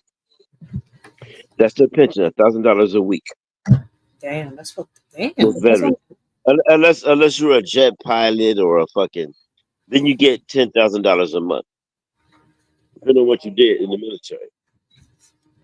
But I can jump in the military. I'd be a great pilot. I bet. Shit, man. Listen, I'll be listening to your goddamn fool. Sometimes I'll be in cloud nine. Yeah. So certain special forces guys like that, they get 10 G's a month or something like that, some sick amount. I was just airborne. They try to kill me, but I get over there and I get back there like they don't know nothing. But I'm mad as the next motherfucker. I'm mad. I came home to a goddamn riots and chaos. I think it's messed up. I think it's messed up how they do all the veterans. Each and every one of them. If they've been in the Army, the Navy, whatever. I'll tell you firsthand, he fuck them over. When I went to get my GI Bill, right? Well, I'm gonna give you $700 a month, and the cost of living is this, that. I'm young. I'm 21 years old. I'm this, that. I'm trying to get my shit together. I'm still discombobulated from what I just went through. And then when I finally got my shit together, get a house, it's like, well, I'm ready to get a house. Okay, Billy, salute. I'm gonna call you. I'm gonna call you on Messenger, yeah? Salute. All right. Everybody in the States say hi. So I go to get get a house, right? Yeah, they said, well, you can get a house when you join the military. And they said, well, the house in California costs too much. We can afford to give you a loan for your house. Damn. What? That is that shit. Is that shit. You get out there, they want to broker a goddamn deal. I was motherfucking mega hot. You understand how fucking betrayed I was by these motherfuckers? Y'all risk your lives out there. They should give y'all whatever y'all want once y'all retire. They're talking mortar attacks and goddamn all kind of crazy shit. And they're like, well, how much is your life worth? How much is your life worth to keep me off your ass? They give me $1,000 a week. You know, so it's $4,000 a month, but I'm like, others are getting much worse for doing a lot less. Bats. I've seen a lot of veterans go take a career into like truck driving. What you think about that? But truck driving is an escape. But are you getting paid more as a truck driver, or are you getting paid more with your goddamn pension, $1,000 a week? And what you think they get paid more as a truck driver or with their pension? That depends on what state you're in, and it's still does that solve your PTSD? Facts, because listen, I've heard stories. I mean, as a healthy. Hey, did they get random people over for the same company I'm from, same division I'm from, same goddamn unit I'm from? Facts. First Like I said, first to go, last to know. there's a lot of people hear me here talk about this old head that I used to have as a client when I was a health aide, right? And she was a part of the Martin Luther King march, and she was around when Malcolm X was doing his speeches and stuff like that. She got pictures and videos, right? But she was also rubbing shoulders with him. Rubbing shoulders with him. Go ahead. She was also a nurse, and she wasn't just I think a nurse in the Vietnam when it happened, but I think she was also a nurse in one of the. I'm not sure if it. I'm not sure.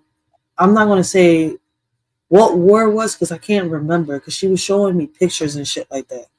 But during one of these little probably between Vietnam and World War II. something like that. But I know she died. She made it to be what I think when she passed away, it was in 2022, and she made it to the age of 99, almost 100 years old. So her Vietnam. history was her Yeah, history. but you Was, come no, I back. know she was in the Vietnam War, but she was in 2 different wars, and she's got proof with videos and pictures. Yeah. That shit was fucked me up in the head when I was listening to her history. She was like, listen, I had the night shifts. So, you know, in the night shifts, I got to sit here, you know, when clean a little bit. I don't really got much to do but to listen to them or do what they tell me to do. So they stories be crazy. I came to the LA riots. All my friends from high school was criminal Crip gang when I got back. What? I thought she was supposed to be a lot better than this. No jobs. Shit. Drugs in the game, cocaine, all that shit. I'm like, what am I coming home to? Bullshit like that lady said to me, like that old head said to me. Like she was the type of lady that didn't have a microwave in her And home. then the jobs left. All the jobs went overseas. So I told the kids, man, look, if you think you mad for a reason, you are right, because you can't point the finger to it because you don't know the history, because your parents ain't telling you, but them jobs left 20 years ago before you was born. So you mad with nothing to goddamn deal with. I get a certain age, nigga, I'm gonna wanna work. Did you and know all you could do is work against each other? That's bullshit. 22 Ronin, did you know that the last slave died in the Social 60s? engineering. Did you know that the last slave died in the 60s? Can you hear me? Yeah, I'm listening. I think there's a delay for I can anybody barely that's hear you. Let listening. me reload my page.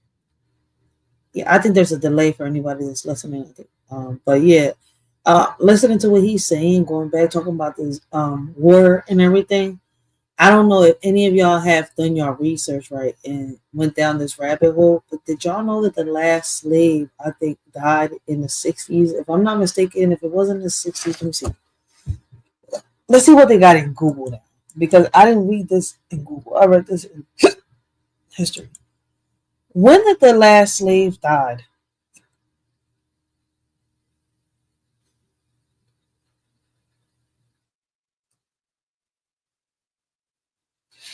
Now it's saying in the 40s. So in social media, I mean, in the internet is saying the 40s. Let me see. Oh, so and the internet is saying that the last slave was actually freed. The holiday celebrates June 19th, 1865, when federal troops arrived in Galveston, Texas, bringing word that the Civil War has ended and any enslaved people were now freed via President Lincoln's Emancipation Proclamation. Wait, Emancipation Proclamation meant something else back then? This was updated on June 19, 2020. That's why. Wow.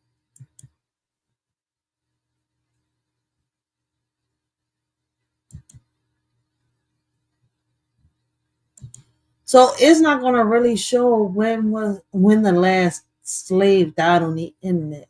Yo, this crazy how they change shit on the internet.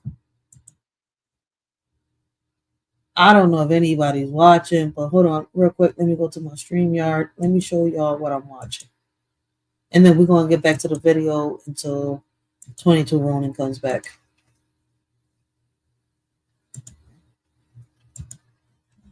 So I know that I've done my research, right? I know that in the 60s was when the last slave died, and it wasn't in Selma.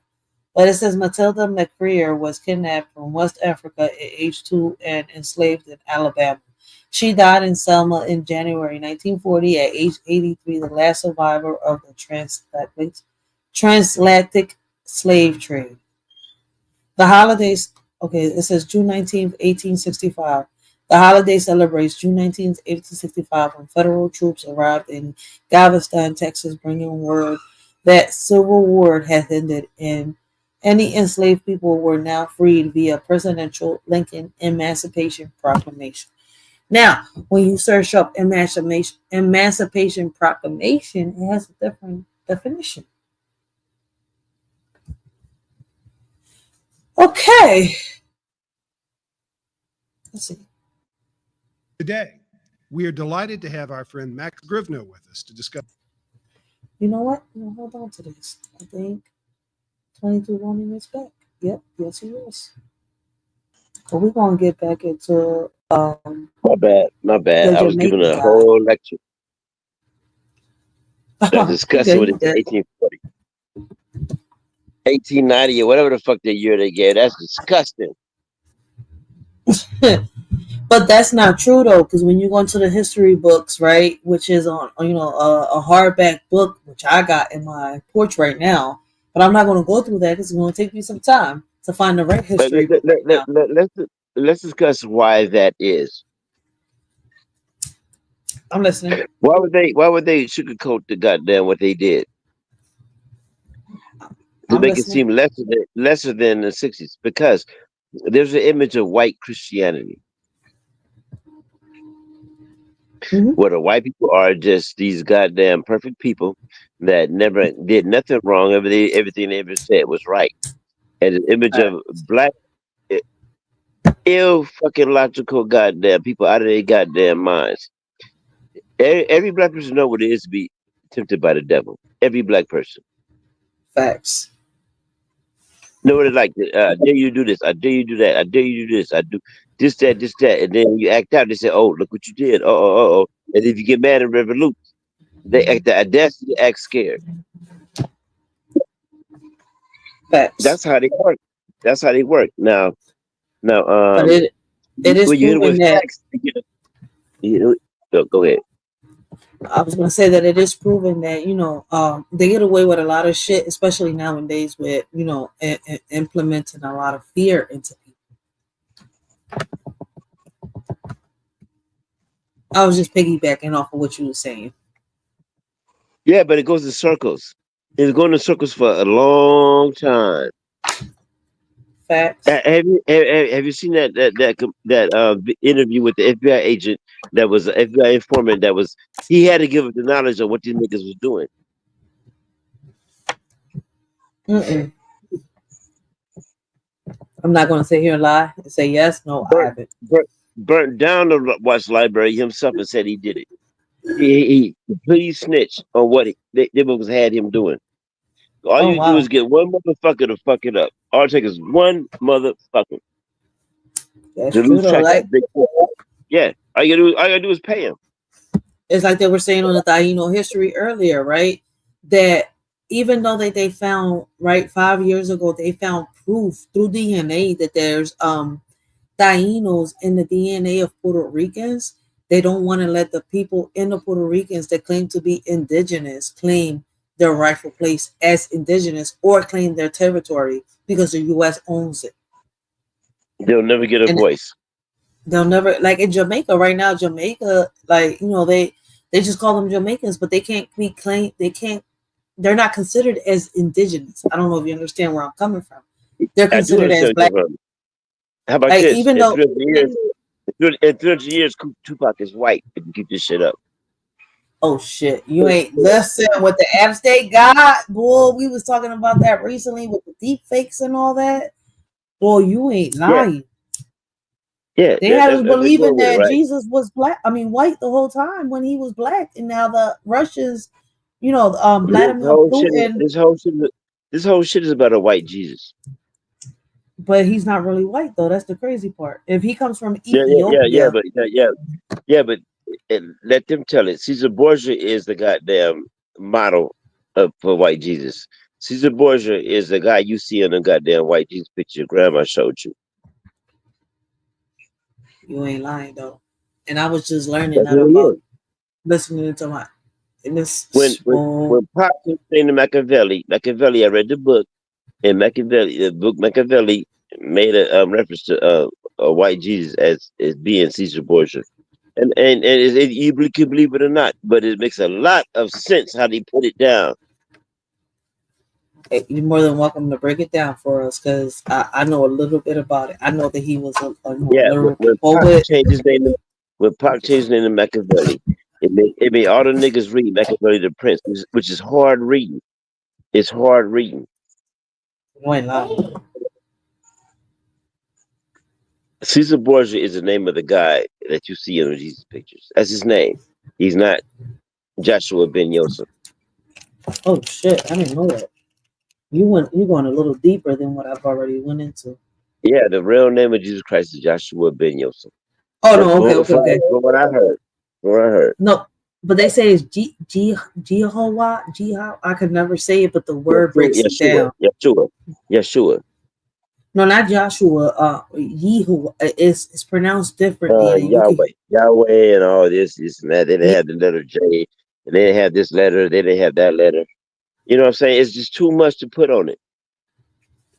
It's too much to put on it. We've been lied to our whole life, but people don't want to accept that fact.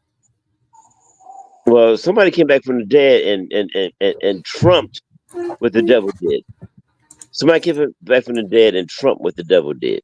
But here's my question, right? They've told us that Jesus Christ was, how can I say, crucified, right? But then there's other, other Bibles that say that he was hanged from a tree, right? All kind of stories. All kind of stories. Yeah, there's all kind of stories going down into it. Like this shit is deep. I'm a Taoist, which is a Chinese philosophy, because I refuse to worship any religion with a devil in it. That don't make sense. I'm not worshiping anything that got a goddamn devil in it anywhere. That's just me. But it's crazy, right? I'm not gonna say. Listen, I was raised right. My mom always told me that if you don't believe in it, it will never happen, or it will never, it will never hit you. Yep. So your life is like. What if at the end of your life you stand in front of a judgment table, and you know what? The person judging you is you. You sound like the word right now. I think you'll make it right. I think you good. Racheal, you good. Racheal, you good with Racheal. Racheal, you good with Racheal. What else do you need? I mean, that's a fact. I mean, but then it's crazy because then that would make it that God is a human. Well, deceit only deceits itself. That you do not deceive yourself, do you? No, you don't. But sometimes how you can say how hey, you realer than me. I'll be honest, I'm 50 and you realer than me. You ain't gonna deceive yourself. I'm not going to deceive myself, but then here's the thing, right? At times, I know that I can't trust my right hand, even though my right hand's supposed to be my right hand, right? It's not supposed to lie to me or nothing. But at times, it can deceive me. That's up to you, but it's up to you. That's a fact. That's a fact. That's a fact. I mean, that's a different way of seeing it. Listen, like I tell people, I love learning. I'm not here to judge nobody. I'm here to learn. This come from me. This ain't nobody else's. That was okay. Whatever answers your philosophical questions. Whatever. I'm drunk too, as motherfucker. Whatever answers your philosophical questions. But here's the thing, right? 22 Ronin, right? We all have a conclusion. We all have an opinion, right? We all see things in our own way, right? And that's one thing I know for whatever answers your philosophical questions. Whatever answers your philosophical questions. Christianity didn't do it, Islam didn't do it, and no Western religion didn't do it. But when you know how I found Taoism? Tell it to me. I said, what's going on in China and Japan and shit when all this shit was going on? And I spent the globe. And guess what? Talk to me. They got 10,000. They got a 10,000-year-old society. Oh shit! Oh, he's 22, yo. But he ain't lying though. That's why I'm over here. Listen, go do y'all research. Listen, I know 22 Ronin sees himself as a troll, but if y'all go watch his lives, he be spitting some gems. Don't judge me by my live. That's fucked up. No, I'm not judging you by your lives. I said, like, if y'all go watch his lives, right, he be spitting some gems. You see where I'm coming from? He has his own opinion, and like I tell people, an opinion is like an asshole. Everyone has one. Thank you, Racheal. You one of the few that can see through all the bullshit. Yeah, I mean, listen, you like joking around, you like beefing. I know some people like that in real life, and you like when I ask you to stop and I ask you to be respectful, you do that. So that's what matters to me. That at the end of the day, right, as a podcaster and as a YouTube friend, you respect my wishes and you do that. So that matters, and that shows me that at the end of the day, you got respect for yourself. So that Yeah, leads me to respect. you wear the 5 I do that for. Yeah, I mean, not everybody deserves it because respect is earned, is not They given. don't get it. They don't get it. But you at another level. Hey, I trust your intellect. I'm learning from you. I come here as a student, not a teacher. No, but like I tell people, listen, man, I get tired sometimes of being always so not positive. I was about to fuck up what I was about to say, but that's because I was trying to be, you know, a little goofy. But no, let me be serious real quick, right? Dealing with a lot of serious stuff. Sometimes I want to come on here and get away from the serious stuff, from the depressing stuff, Well, and I want to laugh. I did that. So I when did I that go for you. visit, yep, when I go visit 22 Roning, I get laughs. When I go visit like when I go visit Double Speak Telecast, I laugh. When I go visit the thumbnail lady, I laugh. You see where I'm coming from? It's not always Yeah, something but serious. I think it's still no lady. I went over there somewhere where you was at, man. Because everybody was bad when I left. I was rolling. Yeah, because some people really take their, you know, their channels very. And then I It's seen I understand it because some people on here on YouTube take shit too far, and it's like they want to have fun and they want to chill, but certain people, you know how it is. You hear you know you'll. I went to one of your Yeah. chats, man. Everybody was pissed off. I couldn't stop though. I couldn't stop talking shit. I get to you joking around, but a lot of people don't take it like that because they don't really know. Man, if they don't get it, man, they'll get it later. They like you to talk to me. They like you to talk to me. God damn it. Yeah, as long like Commander says, as long as you don't act like a kid dog, bro, shit, like a Karen. I do Commander a gang of time, at least a couple years, like 3 years. I know Commander. He ain't never had no beef. Nah, man, Commander cool as shit. She fine. I mean, fine. You hear me? What the fuck? No, I said it right. She fine. And I don't mean it in the way that other people. I had no idea. Yeah, cool as She like shit, an ugly like, nigga. she cool as shit, so, like, So humble. He's so humble, Commander. Yeah, she cool in my books. Like she on some G shit. I like Commander. Yeah, like she funny, she goofy, and she knows how to be serious when she has to be serious. So Man, I told Commander, look, I told Commander, I said, look, the human race is farming itself. And she was like, okay. She understand what I'm saying. Because I'm an in-game conspiracy theorist. Where's all this bullshit going, these day-to-day headlines? Where all this shit going? Because abortion is not a women's rights. It's not. All right, let me ask you this, right? As a woman, let me ask you this. Hold on. Why do you think that it's not just a woman's right? But you know that I fight for both rights. But I gotta ask you this as a woman. There's no problem with. There's no problem. You just say that abortion is women's rights. It's a woman's choice. This is blah blah blah. But if it was women's rights, how come they don't take it all the way? I ain't talking about no goddamn bullshit referee in a goddamn NBA game. Why don't they give women the same money, the same status, and fucking gratitude for the fucking job they do? I ain't talking about a women cop. I'm talking about why is it not, if you You're talking get this about job, the equal pay. You're talking about the equal pay. Yes. Yes. Because at the end of the day, right, if you really look at it in reality, right, a woman is a woman, a man is a man. We're not supposed to be treated equally. But when it comes to that, wait, let me let me play before you throw me. Let me let my play before you throw me because I'm a little on. Hold on, because I'm gonna fuck up. Right. At the end of the day, right, I feel as though, right, we supposed to be treated, how can I say it? A man and a woman, right? If I'm doing my job's worth, right? If I'm doing what I'm supposed to be doing, I should be getting paid as much as this man. If I'm better than him, or I should be getting paid. Not only pay, status. Yes. But I feel as though, right, because people take that shit a little overboard. As a woman, right? Because I'm cutting it down the middle. There's a lot of women that want to be treated as a man. And I feel as though that's not the way to go. That's where y'all fucking it up. And that's where the way to go. Exactly. And that's where they fucking it up for a lot of us women that are fighting for man's rights and man's rights. And they'll be like, oh, you equal rights. No, what I'm trying to say is, right, if we're like in a working status, right, I feel as though that if I'm better than this man, I should get paid better than this man.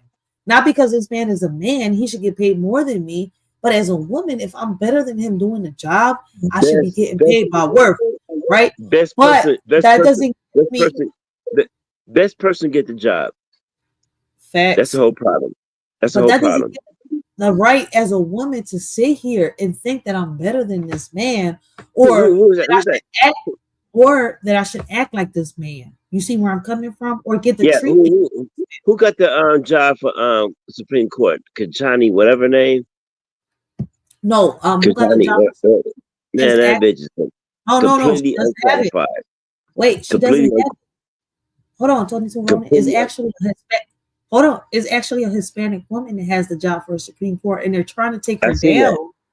They're trying to take her down to put No. Kamala Harris. That's who they're trying to put in. There's a chick after her. What is a woman? And bitch, what is a Oh, woman? the one after her? Yeah, it's Yeah, Katana, the one you're talking about. Yes, the one after yeah. her. Yes. Hey, the bitch has no tits. She's completely unqualified. I'm dead. He said she got no tits. Wait a minute, you She had gotta no break this tits. down. I bet she had breast cancer and lose a tit before Oh the shit is shit. over. Wait, I bet you that is how they roll. 22 Ronan didn't just take it there. I apologize for the women that have Man, breast that's cancer. that Masonic shit. That's that Masonic Eastern Star shit. But That's please that think of bullshit. hold on, wait 1 second. Wait 1 second. Please think of 22 Ronin right now as Corey Holcomb, please. Man, salute Corey Holcomb. I'm not him. Yes. He is not me. No, I'm not saying y'all each other, but like I tell people, Hey, the only connection I have with Corey Holcomb is me and Boo Capone, which is the same elementary. I'm dead. But I say that because people don't know how to take jokes or they don't know how to take roles sometimes, right? So I say that so that people can understand that some people are just playing around and joking around. So please take him as like Corey Holcomb.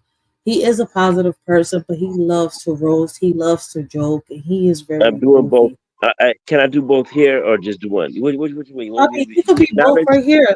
Listen. Wait, I tell people, listen, I cannot judge you if I sit here and I watch Corey Holcomb. Listen, I I don't love Corey listen. Holcomb. I'm in the My chat with baby, you, but you don't see me. my baby pops had to teach me the difference between mixing and mingling, right? You can mix and mingle, right? But you cannot how can I say you can mingle, you just cannot mix with every crowd. You have to mix with like-minded people. There's a big difference. I left the dirty sector, by the way. There's a big difference. So as of the 1st of December 31st, I left the dirty sector. I'm not in the dirty sector no more. Yeah, I left the dirty sector. Because it's too many spies. Listen, Commander. Shit like that. You gotta love 22 Ronin because even though he jokes and roasts around and people may take his jokes offensive, he spits some gems. And when you go do your research on what he's talking about, you'll be like, damn, you'll be like on the word. I mean, is you in the word still? I'm not trying to be messy. I'm like, is y'all still cool with each other, right? No, I don't diss nobody. Hey, people I hate on a dirty sector is under 3 people. It's under 3 people. He's like the word, but he takes a little. What I do? What I ever do? What I do to offend you? But I understand where he's coming from, because sometimes you get tired of. No, not me. Nobody. You don't offend nobody. I'm explaining people why you call yourself a troll. You gotta be able to, hey, you know how to filter. But if you can't filter, fuck him. He's not a bad person. He's not a bad person. You know how to filter. Listen, not every troll. Not every troll on here is bad though. Yeah, not every troll on here is bad, but he be having some positive shit on him. Hey, I did a show sober the other day. I think yesterday I did a show sober. Just to prove to y'all I can do that. I missed that one. I did a show sober just to prove to y'all I can do that. I'm gonna do one show. I'm gonna do one show sober a week, probably till May. He said I'm gonna do one show sober a week. I'm dead. Y'all gotta go check out 22 Ronin, yo, for real.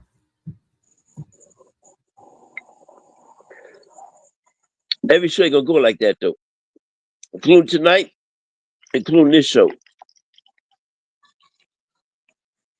But yeah, Fucked up. besides I'm fucked up besides right now. everything, besides him being goofy and all that stuff, guys, he do be spitting some gems and he be on point with a lot of stuff he be saying. So make sure y'all go check him out for real, for real. Thank you, man. Thank you. You might be the only person that get it, that comedy, because Head Deuce is really an act. It's Listen, like I said, It's Mudbone, Dolomite, and fucking Robert Harris. yeah, like that's how people I come on here. Sometimes I want to, like, even though I do the podcasting, when I subscribe to other panels, it's because, listen, like, even though they, some people might be roasters and jokers and goofy and shit like that, they spitting some gems around. Like, I've learned that I can't be on every panel because some people is for beef. I have to learn how to differentiate. How can I say the word differentiate the two? Because some people seem off to be positive, but in reality, they're just on here like they're really trolls. Like they're just here to create chaos. I don't understand what's right. I came in the internet on some Hotep shit.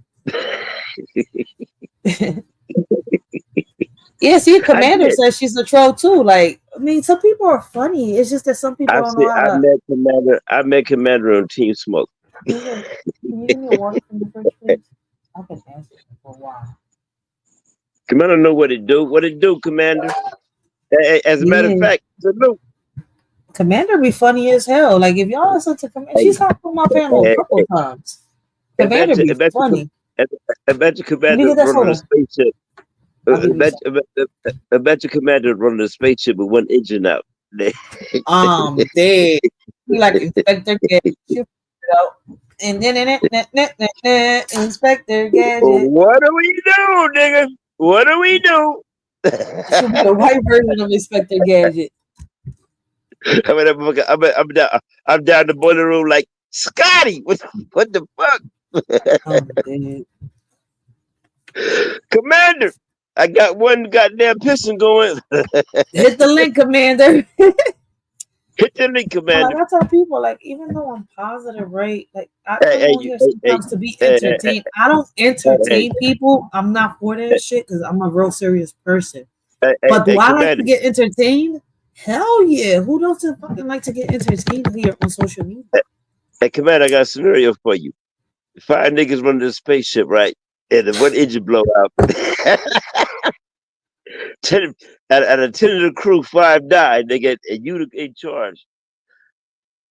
Hit the link.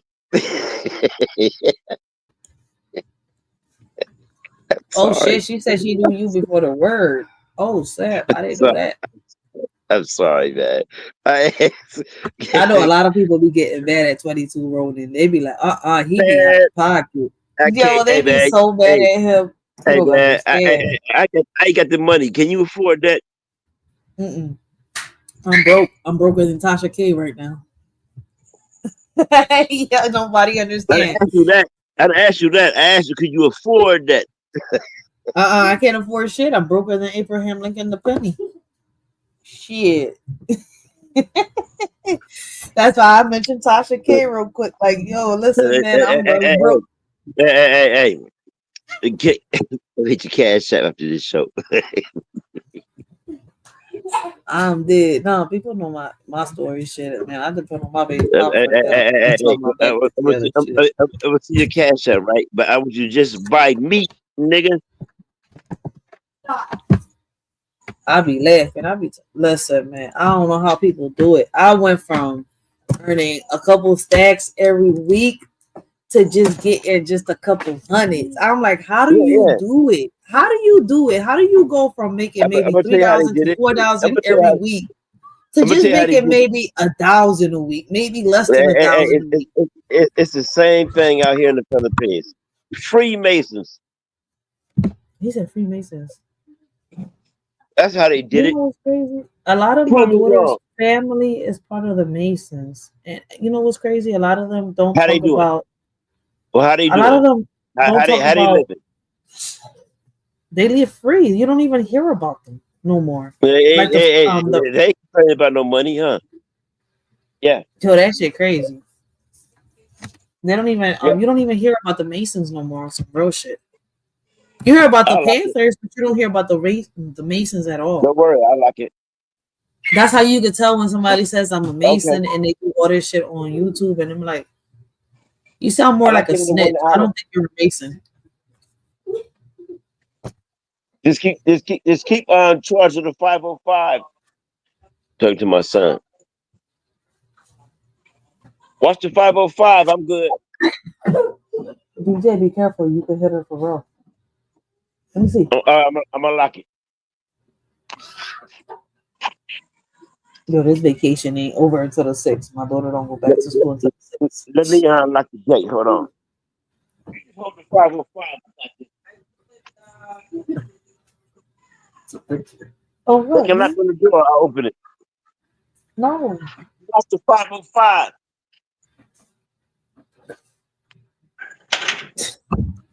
Airport. Airport. I'm not just trying to take a What's picture. 505? What's a 505? Why are you trying to take a picture of me? You know what a 505 is. No, see, now I did. You know what it is. Hold on. You know what a 505 is. I'll be right back. Hold on. You do know.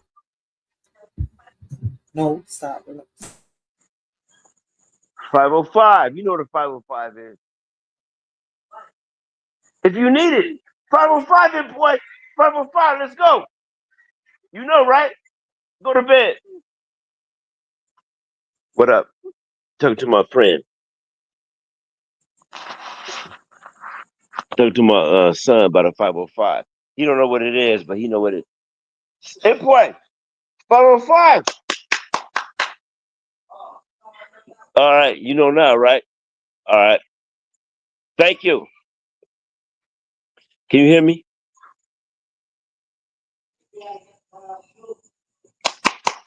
$505, baby.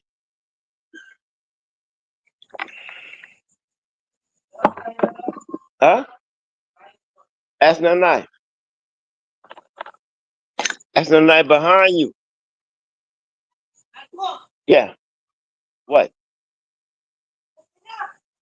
I'm finished. 505 ain't none of your business. That's none of your business, lovey. Don't worry about it. You need a movie?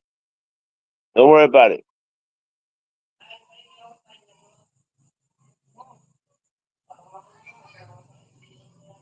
Can you hear me? Hey, chat, can you hear me? I'm fucked up. Hit the community page. I'm here. Hey. Look, I'm gonna tell you how to get by in America. I'm gonna tell you I'm here. how to get by.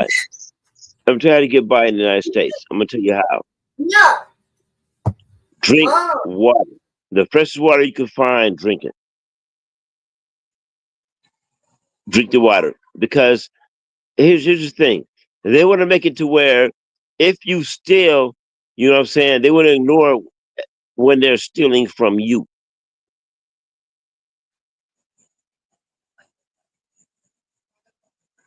How dare they make you pay for water and fruit? How dare you? But you're actually like a fish. A fish is a stupid animal, and they want you to fucking take the bait. Don't take the bait. Figure the shit out amongst each other how to get it done. That's a fact. That's what we say. Welcome to America, land of the free. We gotta pay for water, even the air you breathe. And man, most of y'all can't afford to leave.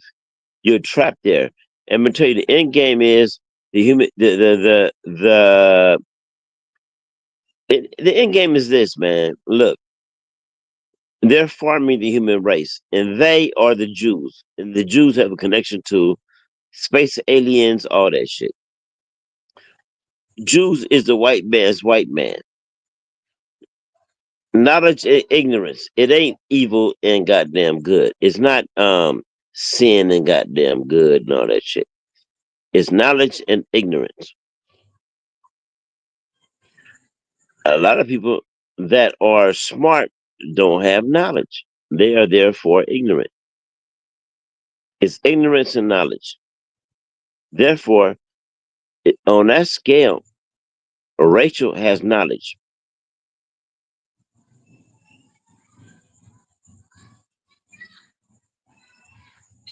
More knowledge than a stupid ass motherfucker who ain't ever You know, some of them never had to make their motherfucking own bed in their life. They have knowledge. They better than you. The motherfucker never had to make their own goddamn bed. That's why old heads They never always made said their own that. goddamn house. Knowledge is power. Yeah, when the maid gets snatched and deported, what they gonna do? They are that dumb and arrogant. They are that dumb and arrogant. Get the fuck out of that motherfucker. That's what I did. But if you can't get out, remember this. Your knowledge is gonna save you, nothing else.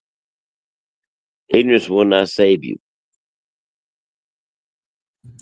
That's a fact. Especially for the people that say they read the Bible, they should be thinking like that. Man, that shit's annoying them motherfuckers, man. And Play My Family do that. Don't get me wrong. Don't get me wrong. Play My Family do that. But it ain't gonna save you. Being good, subservient to something that should be subservient to you. It's crazy how a lot of countries out here still fighting for it. Hey, I'll get bold in this motherfucker. Hold on.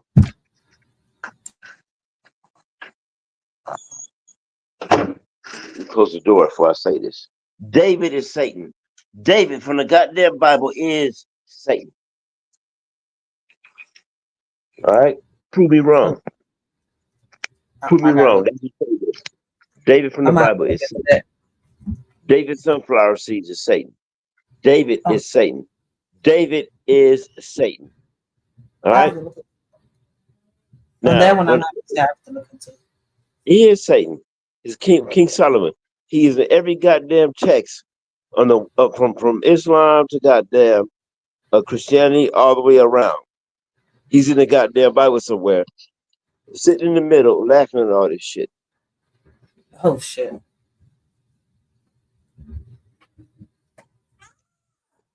Look, I don't worship anything that has a devil in it. I don't. That's why I'm a Taoist. I mean, my elders used to always say you got to be positive. There's no I can't, I won't. You always got to say I will, I can. They always revert back to Jesus, which is I don't know. I don't know. It's not our language.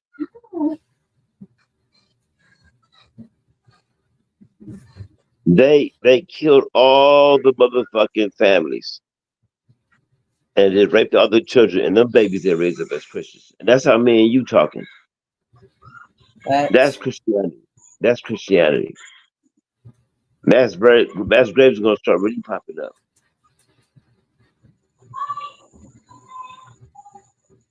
Slavery. What was going on? What was slavery? All this them corners was going on. What was Jesus? That's a fact. But give me a minute. I'll have to do a part 2 to this. Let me deal with my kids real quick, and I'll get back onto this live a little later on. So I'm gonna make sure I schedule it real quick. Let me deal with them real quick.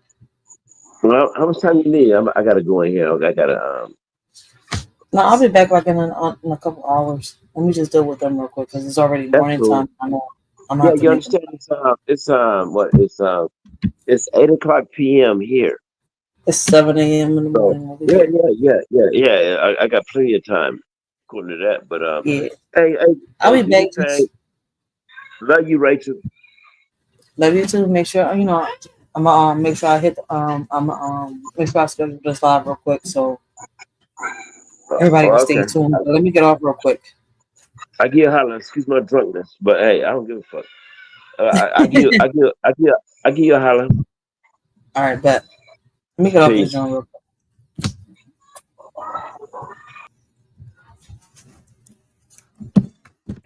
quick.